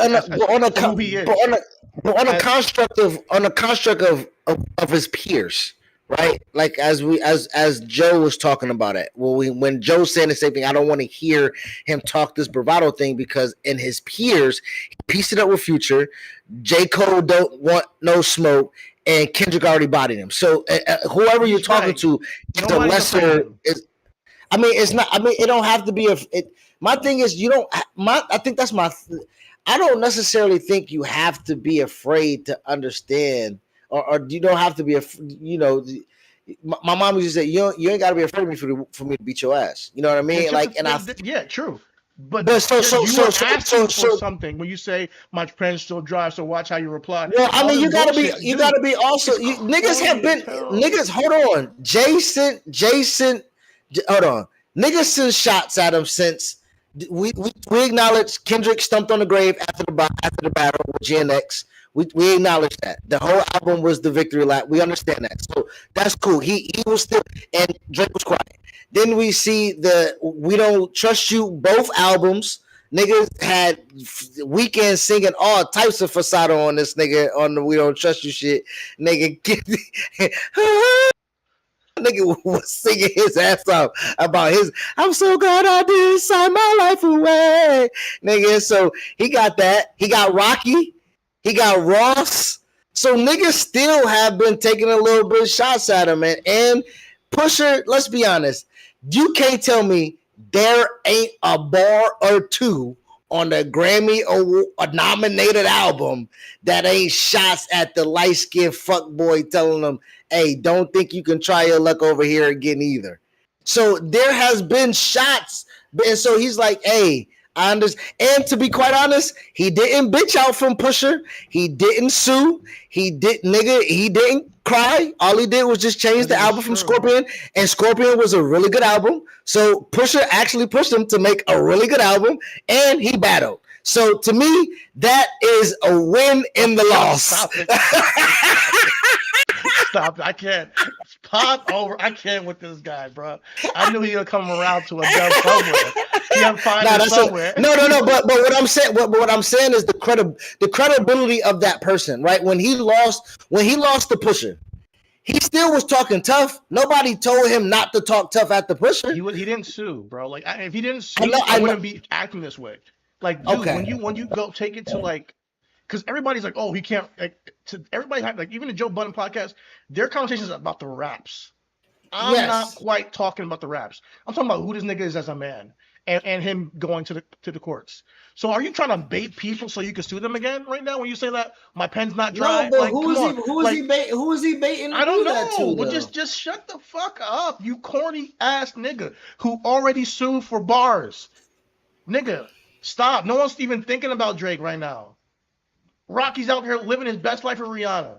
Rick Ross is Rocky's whole interview course has been talking about Drake and Ferg. No, it wasn't about just Drake. It was she's talking about. I didn't say just Drake. I said Drake and Ferg. I said when he sit down, they ask him about Drake. Those he are answers. clips that are coming out, and he answers yes.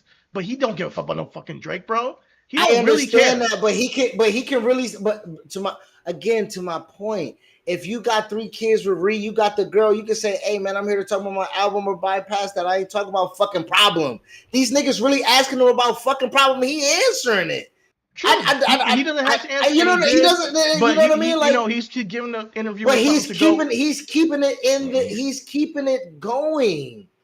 At the end of the day, it's not him if he gets asked a question, right? But you know who it is? Who it is? Him. It's Drake when he comes out of nowhere, no one unprovoked, and said his pen is still, his pen's not dry. Nigga, no one asked. No one asked. Bro, hold on. Okay, respect. I mean, the dudes are literally taking. Ross was just on a nobody's my friend. It left me alone. This nigga was making fun. All press run. Niggas make they press run about Drake. No, people ask him questions and then he explains. Because Ross was asked questions also about Drake, and he was like, listen, let me set the record straight. This is what it was, Clearly, and when there's multiple people I like and people who I don't like, all have an issue with the same nigga, at some point it's you. Cut it out. Okay. Grant, hold on. Okay. Because, back to me. Right? Let's just back to me. I'm asked, you know me, and you know my tendencies. If everybody say that Chris got an attitude problem, you would tend to believe that, correct? Hell yeah. Okay, now if I say niggas gave me a reason to have an attitude, would you always lend me the benefit of doubt if everybody's saying the same thing? Depends on the situation. I'll ask you, what happened? I'm saying I'm saying just one person, and it's just a mass influx of like if we expand it and Ivy saying I'm being shitty, my mom, Rich is being like, okay, I will try to understand where you're coming from, and if you on some bullshit, I'll tell you you're on some bullshit. Correct. Straight up, like, yo, come on, like, eventually you got to realize you didn't have to handle things this way. I mean, you've had conversations where I had to tell you, hey, listen, you were wrong. You shouldn't have handled it this way. You could have looked at it a different way. Looked at it like if I keep doing that, and this is what I'm saying, if I keep doing that, how would you then look at me as a man? As a man, I'll look at somebody who eventually gets to a point where it's like this person is beyond helping, for real. Like this person is beyond changing, and the conversations become okay. That's what happened. All right, but you tend to heed advice. You tend to listen. You're not like you don't. I'm not a yes man, and you don't just yes me to death. And you also will go back and forth on what happened and give a real reason for why you feel the way you feel. So to your point, you would then tell me at the end of the day, my justifications don't always meet the end. Yeah, right. So but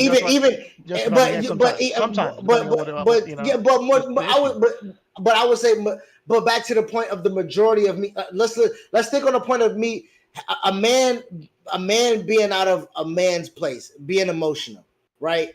to your point, a man should be able to harness his emotions better. If I cannot garner the emotional balance needed for me to reach the potential, I'm then now asking you, how much rope do I need to hang myself to be in the same boat?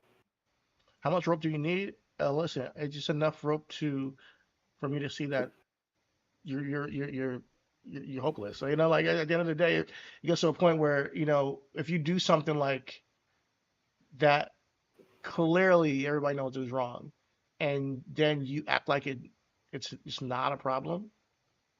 Yeah, at that point it's like, yo, it's beyond. There's nothing to talk about. This person believes they're right, no matter what. This person believes they're right, even if we all think they're wrong.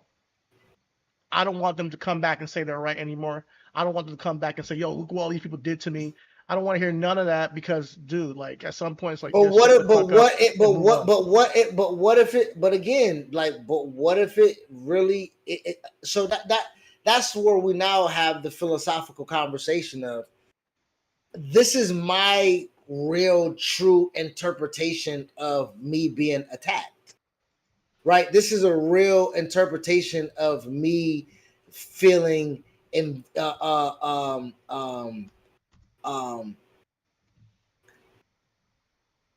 I guess antagonized, right? Like when to your point, when Joe and you are echoing the sentiments of, you're not talking to nobody of your caliber. And if you're talking to Jay-Z, oh my God, stop smoking whatever shit you're smoking on. Then it's in a situation where, where no, I want to talk to the lesser niggas, because when it was a 20v1 where he made the joke, this is more funner than the last time, that you said it, nigga, you don't need to worry about all those lesser niggas. Your attention need to be at the head of the dragon, right? And so with that point, everybody was lesser.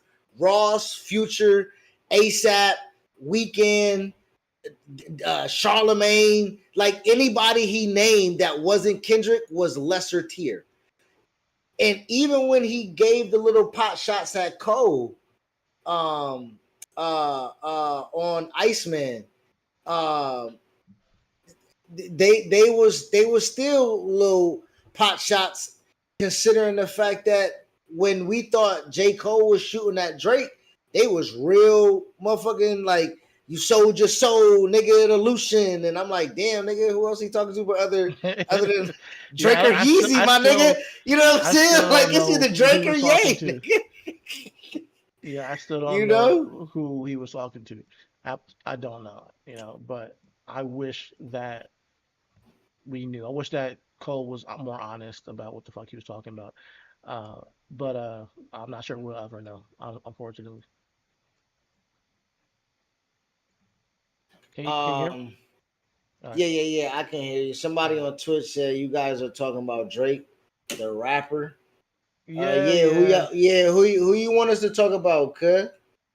Who you want us to talk about? What rapper you like, blood? You know what I'm saying? We gotta talk about the You missed the conversation about the DSA, because this is a guy who was talking to Disgrace yesterday. I was talking to him about the DSA conversation. We wrapped that up today. We can go back in the video on YouTube or Twitch and find that out. But yeah, I'm trying to figure out how to get comments our on the screen, man. live on the screen. Live on the screen, yeah. So I'm trying to figure it out. I don't listen to rap like that anymore. Not gonna lie. Okay, what you listen to? What music you listen to? Put us on game. I'm the co-host, man. I'm Chris, the Most High, the Joint Willow Ayatollah, man. What's happening? I Yeah. missed the last 2 days. Talk to me, man. What you listen to? Because if you listen to, like, they got a couple verses coming up of some R&B that's gonna be hitting. I think it's like Joe and Donald Jones, and then it's gonna be The Dream versus Neo. That's gonna be fire. You listen to classical music, okay. Classical, okay. All right, man. Don't test me, man. My palette is crazy. Hold on, man. Let me see. Let me see what Yeah, my playlist talking about.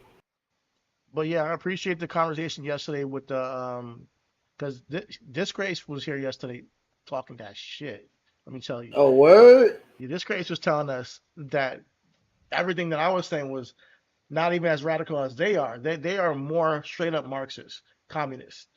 They believe in that thought process, and they're like the only way you can put it better than I could, but Disgrace was saying the only way we get to a better society is for workers to usurp the means of production and to like kind of rule the roost when it comes to uh, the owning of assets is that the workers own it, Yeah, we so we we pussy I you as a find nation, bro. We pussy. We not the French. We not Haitian.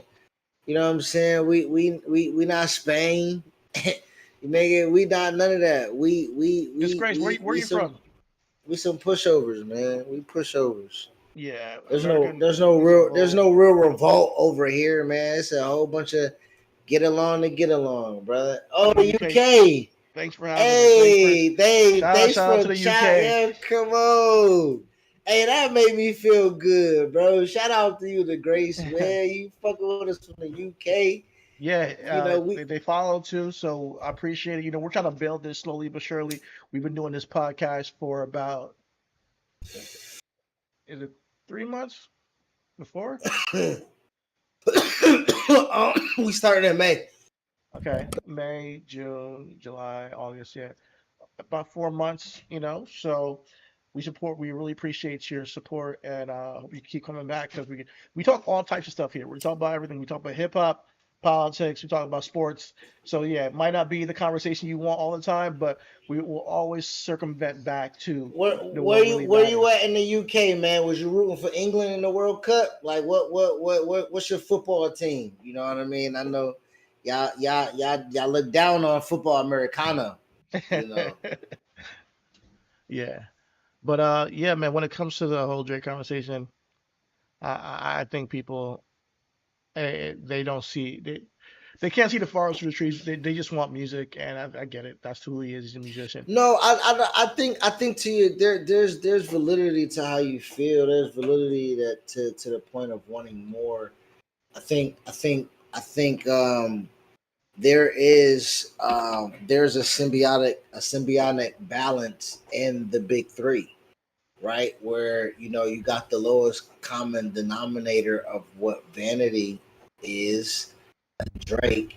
You got the mirror of that of Kendrick, who kind of is completely out of the limelight of vanity, and then in the middle you have the both sides of J. Cole, right? He plays both sides. You know what I'm saying? Yeah, He's also a person that on that apology tour, or that you know he did his hoodie so many times. And I got that Mellow interview, cause we like, oh man, we know you lying, bro. Let's just get this over with, bro. And then he rapping tough yeah, on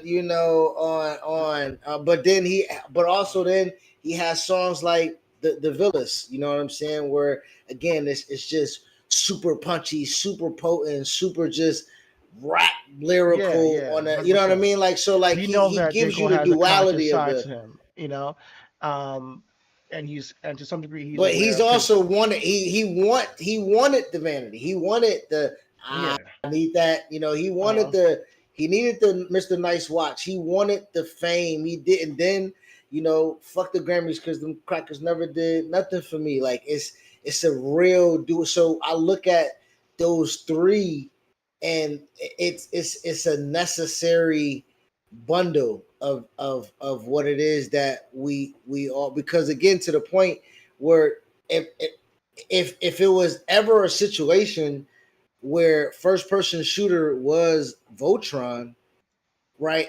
I think that would have been the biggest what if episode of Marvel, right? If they were to make a really good record, a really good rap record, right? If there was a what if of conversation put aside, and like to the point of like what Game and Kendrick allegedly have been doing. Like, yo, nigga, this ain't really like beef, bro. This is just like I want the top spot lyrical shit type before the lawsuit, before the battle. This is before that, right? This is before that. This is it when we're putting out For All the Dogs and we get first person shooter.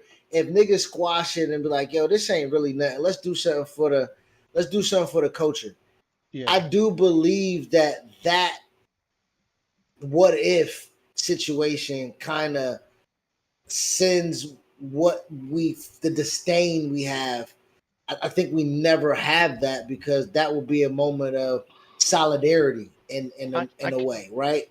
Where you say he doesn't have a lot of solid, like there's no real solidarity in how he stands and where in his morality clause and stuff like that. I don't know, man. I think Drake is a lost cause. I think he's always been a guy who has not really shown himself or grew up in a sense. So I honestly think that, when it comes to the vanity and how his partnership with Stake and, his addiction to gambling and all that stuff, it's just who he is at this point. And I'm not going to ask any more of it. All I'm asking is stop with the tough guy talk. After you're suing for battles, J. Cole, he's doing his own thing. He ain't doing that anymore. He apologized, and now he's just making music and touring. And I appreciate that. I really do. Kendrick put out his music, and he just left everybody alone. He ain't said shit. They moved on. They're living their life. What I see as Drake is he's an embodiment of things that are wrong with society, and he keeps pushing it down that lane with the power he has. He's all about vanity, the OnlyFans stuff. Him barking for a girl is so crazy cringe. Him bringing the OnlyFans models on. Is it cringe? Is it really? Is it? Yeah. I ain't gonna. Okay, off camera. Listen, I'll be honest. I'm not barking for no woman. Disgrace. He says. For content entertainment, like for content, I get what like we script stuff. Like for a 3-hour stream, if you're coming up with content, if you know it's gonna be a 20v1 type thing, if you know it's a skit for entertainment, I'm just asking like if we take the big heavy stuff off of it and look at it for what it is. A 20v1 OnlyFans is not meant for the youth.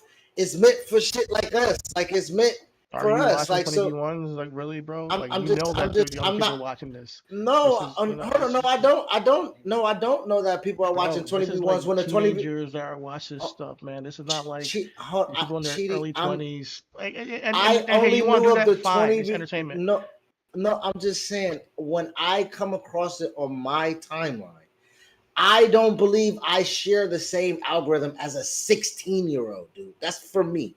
I'm not saying it's the same, but the 20v1 shit is primarily for young people. This is not no. It's 20v1, pop the balloon, all that shit is not for young.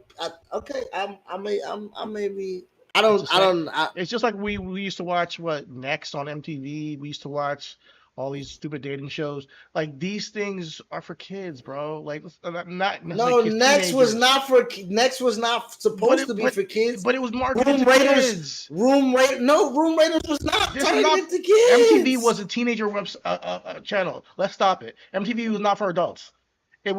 Maybe we shouldn't have been watching this stuff, but they geared it towards teenagers, teen mom, all the pregnancy stuff. And yes, I had a problem with it even then. Like, yo, you guys are kind of promoting teen pregnancy at this point, so that's what I'm trying to talk about. It's the same shit with Drake. Like he's in the same vein as being a commodity that promotes bullshit. I can still, it's a reality. Okay, in the world. No. I feel you, and I feel you. And I do not want to take you down the road of comparing, but I do want to say that those are two things that I do not see equally, but I do see the value in how you're presenting it. So I won't devalue or defame your argument, but the way that they teen pregnancy and promoting gambling to whoever surround them, because we can log on to Twitch and we just did it. At least Team Mom showed the dangers of it. Drake is just saying, go here and get rich. You say at least At least Teen Mom showed the dangers of teen pregnancy. Drake is not. Did they? Yeah. I didn't like it, but they also showed these girls struggling. They did commodify it too. Don't get me wrong. I mean, but Drake is out here just pushing gambling to kids. He's pushing gambling to kids, pushing OnlyFans shit to kids, and it's not even like you can't do this. And like I'm like, oh, you just is the worst thing you ever can do. The thing is that you is who you are while you're doing this. You of all people could do so much more with your power and your voice, all that stuff, and that's where it comes to a point where like comparing it to what other people have done with their platforms, and that's where I'm going with Drake. Well, I don't think nobody has taken it to the heights of him or the lows of him. It makes it even worse. But but who else? So he's outside of Kanye. Who has else yielded the power of what are we calling it? Ingenuity? Like what are we calling it? I have Jewish, half black kid from Toronto, and you make music for everybody in the world, and what your big messages are about, hey, join stake to gamble, and have fun with OnlyFans models, and make sure you talk to strippers at the club and get your heart broken. like I'm not saying that's his message, but I get you. But he's not Bob Marley. He's not Bob Marley. I get it. But when you have that much, when you have the voice of a generation, right, in your hands, there's one thing you could say, but no, he chooses the safe route where that garners money. Also, actually, it's a negative route. I would say it's worse to do what he's doing than not do anything at all. It's worse to do what I will. Okay, so he's in a situation that, again, half Jewish, half black guy. If he doesn't do anything at all, it's bad. Go down the negative route, it's worse. So he has to do something positive. I would prefer him to do nothing at all. I'll be like, yeah, Drake is just not political. Drake is not even non-political. He's not really, about. He's apolitical. He's not even about ALS. He's dense. He's super shallow. Super shallow, bro. It's like if he did something like, I really want to get behind pediatric cancer. We're doing this thing for pediatric, and like, it doesn't even gotta be like black and white or political. It could be anything, bro. Like, and that could be like his, his big thing, but the free Palestine thing was supposed to be it, but everybody bypasses that, and I think the MS thing don't get as much. No, he was the first to sign the free Palestine petition. He was one of the first artists to do so, but again, nope. I know that, like, that's what I'm saying. Like, he signed it. It's just and then he supports MS for 40. But. Okay, so like, I don't hear him talking and using his voice. Like, but he's also not okay. So what I'm saying is, this is what I'm saying. He also isn't Palestinian, but he is Jewish. So having a Jewish guy sign the petition, I think, is a statement enough. But to your point, it's not. But to you, use your. But when you put it all together, you sign the petition, and then you're doing all this stake shit and gambling stuff, and OnlyFans promotions, and showing your dick online, and cursing people out, and suing, and then saying you're gonna, don't, my pen's still dry and all this stuff, and this is just bullshit. It's bullshit, like, and he signing the petition. Where does that really come from? Did you really feel like doing that, or was it just like, okay, I feel like this could get me some good press? Like, that's where I have a question. No, it's 40. 40 is his best friend, and 40 is of the descent. Yeah, so like it's out of. So it's out of. What I'm saying is, I know, but so what I'm saying is out of. I don't. That goes back to my point of we do know what we do know the presentation that he gives us, and it's not good. And to your point is, the presentation and the persona is hurting the brand because he can be and do so much more. I get that. I understand that. But what I am saying is that I also don't know of the philanthropy that he does do, because there is always an offset. I think how we're talking right now. And that's not that. I that's respect. I mean, that's how you can see that, but I don't really know what his real life I mean, we speak of other people's philanthropy. You just brought up Nipsey's philanthropy, right? So like we know of other people's philanthropy, and we speak highly they of made that, it and we a hold it in big deal. They regard of made it it. a movement. They made it a part of their brand. If he is doing philanthropy, he's not doing it part of his brand. He's not making it known, and that's fair. But at the end of the day, I'm going to talk about what I see, and when you add it all up, it's not just one thing where I'm like, oh man, you know, he just did this one thing and he barked for a girl. All right, I wouldn't have done that myself. But no, it's adding everything combined: the gambling, the OnlyFans stuff, the constantly trying to, it just. I'm not gonna kill the guy anymore. I did. I said enough. You get it at this point. Like you get it. Yeah, I get it. Yeah. How you I feeling get though? it. I'm good. I mean, I'm just, I'm, I'm always the apologist, but I'm saying like I know you killed the guy, but it's just like that's the thing. Like he has 3 packs of mid. The music's not good. Just shut the fuck up. Make a good album. But then we don't necessarily say the ambassador that helped Toronto get a new practice facility that dons his name because he spent some money, or when he's at the concerts and he's paying for a fan's late funeral, a fan's late mom's funeral, and giving them like there's things that are just as much as So Drake has done good promoted things before. Yes. But what I'm saying is, again, yes, but Drake is also we talk about the bad things that are said on stage and the things I'm that he talking does about on what he stage promotes. and the You realize headlines. I'm not talking I about. understand. Yeah, I understand that, but the thing of the point of how we are constructing someone to show us how they live is something that I don't want to the fall in the choices. space of. It's who you choose to align I with know, but business somebody should wise be. and choose to promote. You are actively leading a generation towards gambling. Period. You just know what you can. I can understand. So yeah, you can give somebody. I can You say understand. for somebody's funeral. Yeah, you can pay for a practice facility and trying to put your name on it like you're Donald Trump. But the truth of the matter is, while you're doing that, you're getting paid $500 million to promote gambling, and you're doing it. And while you're promoting gambling, you're promoting people's OnlyFans.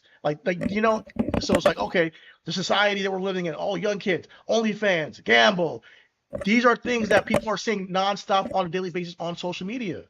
Just you look at your own feed. Look, it's not just you seeing that stuff.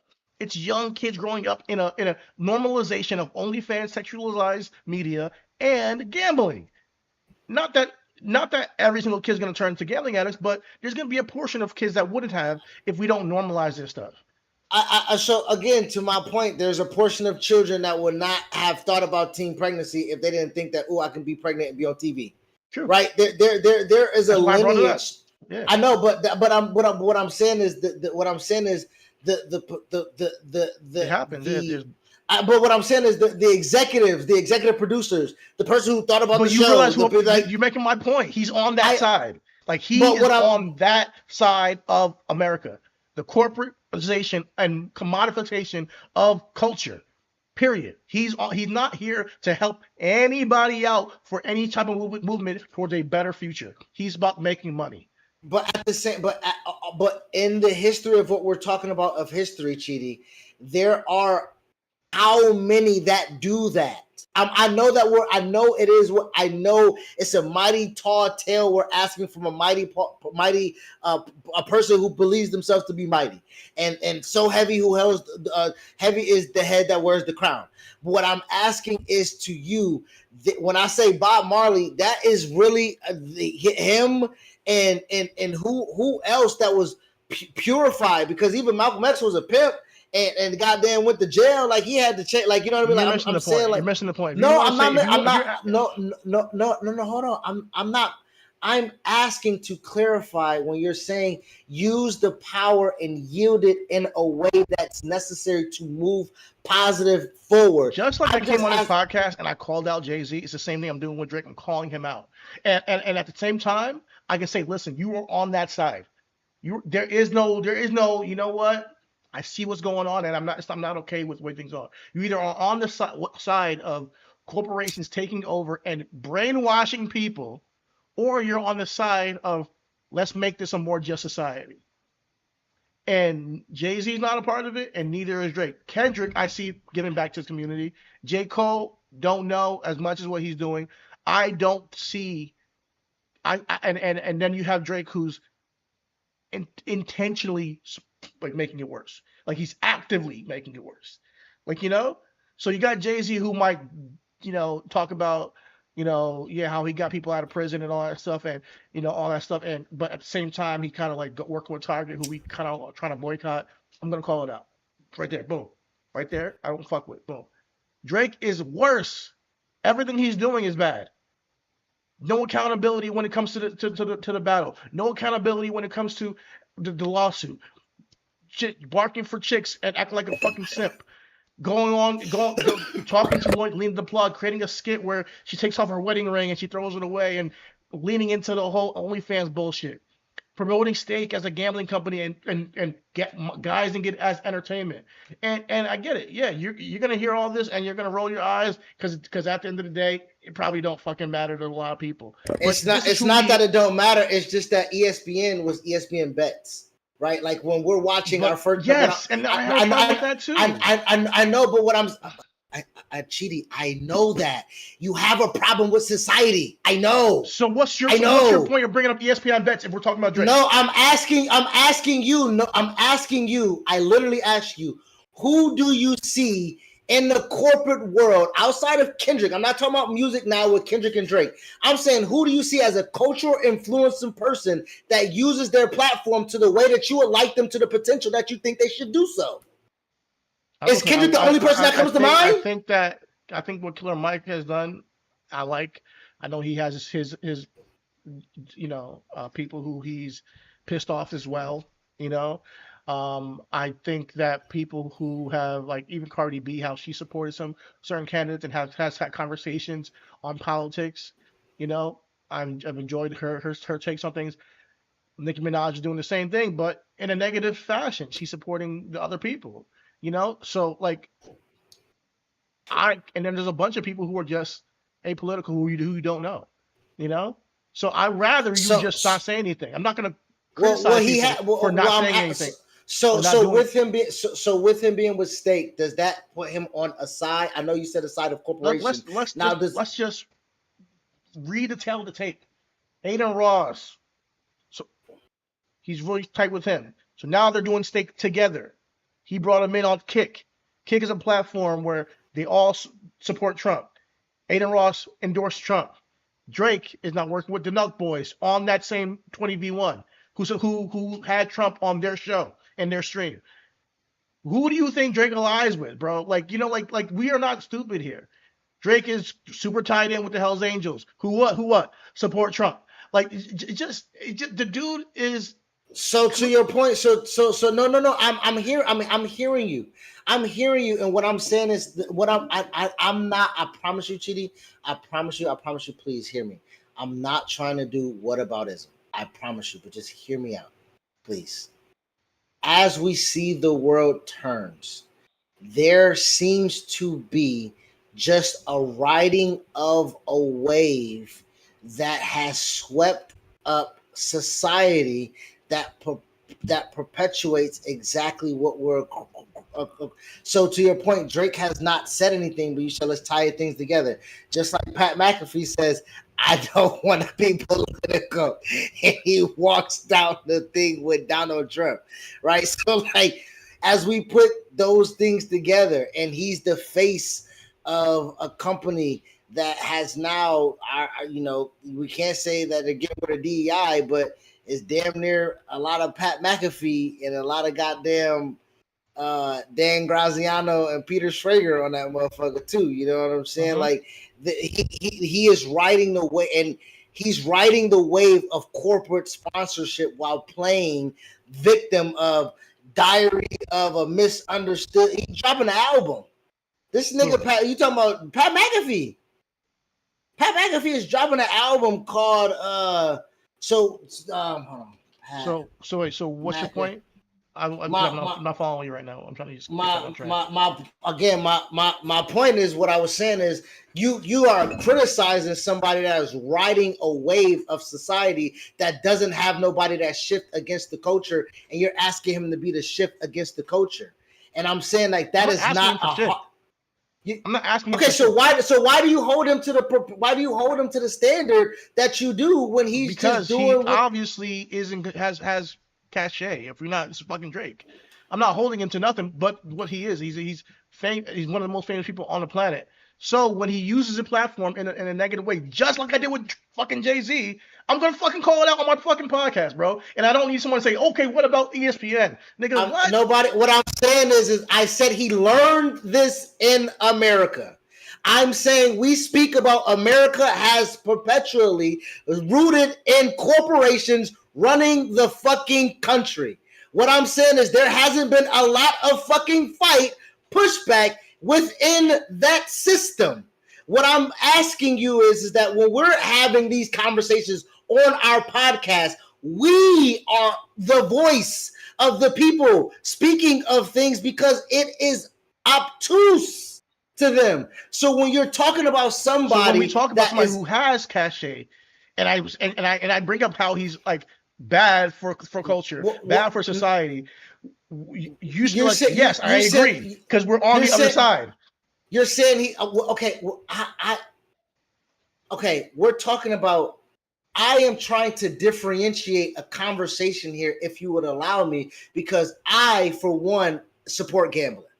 I, for one, think gambling is entertainment. We've already set aside that. So for me, with that part of the conversation, so with that I side with that. So you think Drake doing steak is fine? Being with steak? No, is fine. I'm saying I do. I think Drake I think Drake being partnered with Steak is fine if it is if it's like Colin Cowherd with gambling or with ESPN. What I'm saying is gambling is perpetuated. So if it's normalized, I support it being normalized. And I don't know what above the books looks like.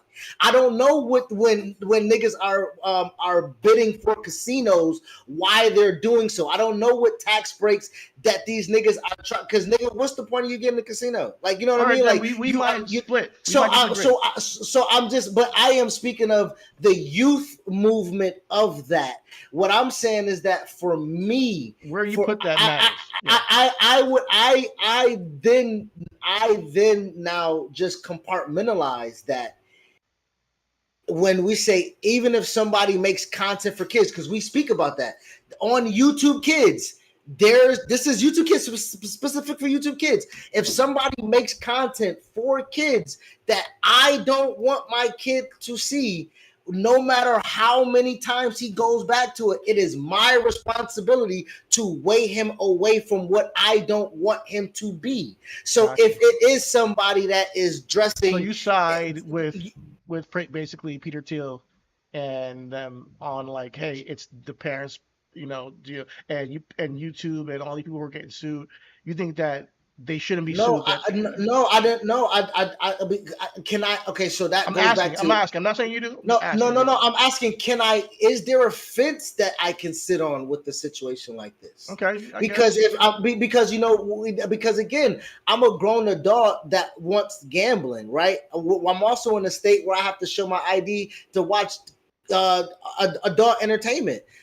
So like when we talk about choices and free will, you know what and I want to do? That are, you know what I mean? Like we did the whole thing with me and my political stances. We have to dissect you before the midterms. We got to dissect, where do you stand politically? Where do you really stand morally? What test did you take, bro? What test did you take? I didn't take much of a test. You asked me one on a podcast. You just asked me, are you a socialist? And that was a whole podcast. You asked me if I'm a socialist. I want to know what the hell you are politically, because I don't really know, and how we find that out is first you got to find out what you stand for morally, what you stand for ethically, what you stand for with a lot of things. That now I didn't take a test. What I did was I just talked to you about me being a humanist, and then I put it into Claude, and I was like, hey, listen, this is what I think is my main concerns are for a world of people, period. Not just countries, just people. Like, what's the best? What's your vision of the future for society? Period. Outside of what you've been taught, what does Chris think? Hey, if you were God or king or whatever, and you could wave a magic wand, how would society run? And then we throw it in and see, like, where does that align politically? Because mine does align with kind of raising the lower floor of society and protecting our children from being commodities for gambling and commodities for OnlyFans and all that stuff. Teaching women that your value is in your body. Teaching men that your value is only your money. Like, these are the things I hate, and that Drake stands for. That's why it's so personal for me. So I want you to figure out where you stand with a lot of things, so we can better have these conversations. I'll do my homework. I think to your point, there is a lot of, when you ask me, like, do I stand with Peter Thiel? I'm like, them names, no, but when you say, should parents be in, I think there should be some sovereignty, and still, right? I do believe that when we have the conversation, when we speak about communism and socialism and capitalism, I think that there should be a way that we live with all three. There's a way that all three can coexist, because there's no way that we can get away from mass production. But there's no way that these corporations are going to relinquish any of the control that they have had for hundreds and hundreds of years. I want you to do a deep dive on your own one day, and whether it's on the pod and then come to the pod or coming to the pod later on and say, listen, this is where you think things should go, or maybe from where we're at, or let's say if you were to erase the whole board, fuck the corporations. Let's say there are no corporations. What are you going to see as a society that would be ideal in your what's your utopia? Obviously, but obviously I'm not saying that we're gonna get there. I'm saying that, do you believe we can get there?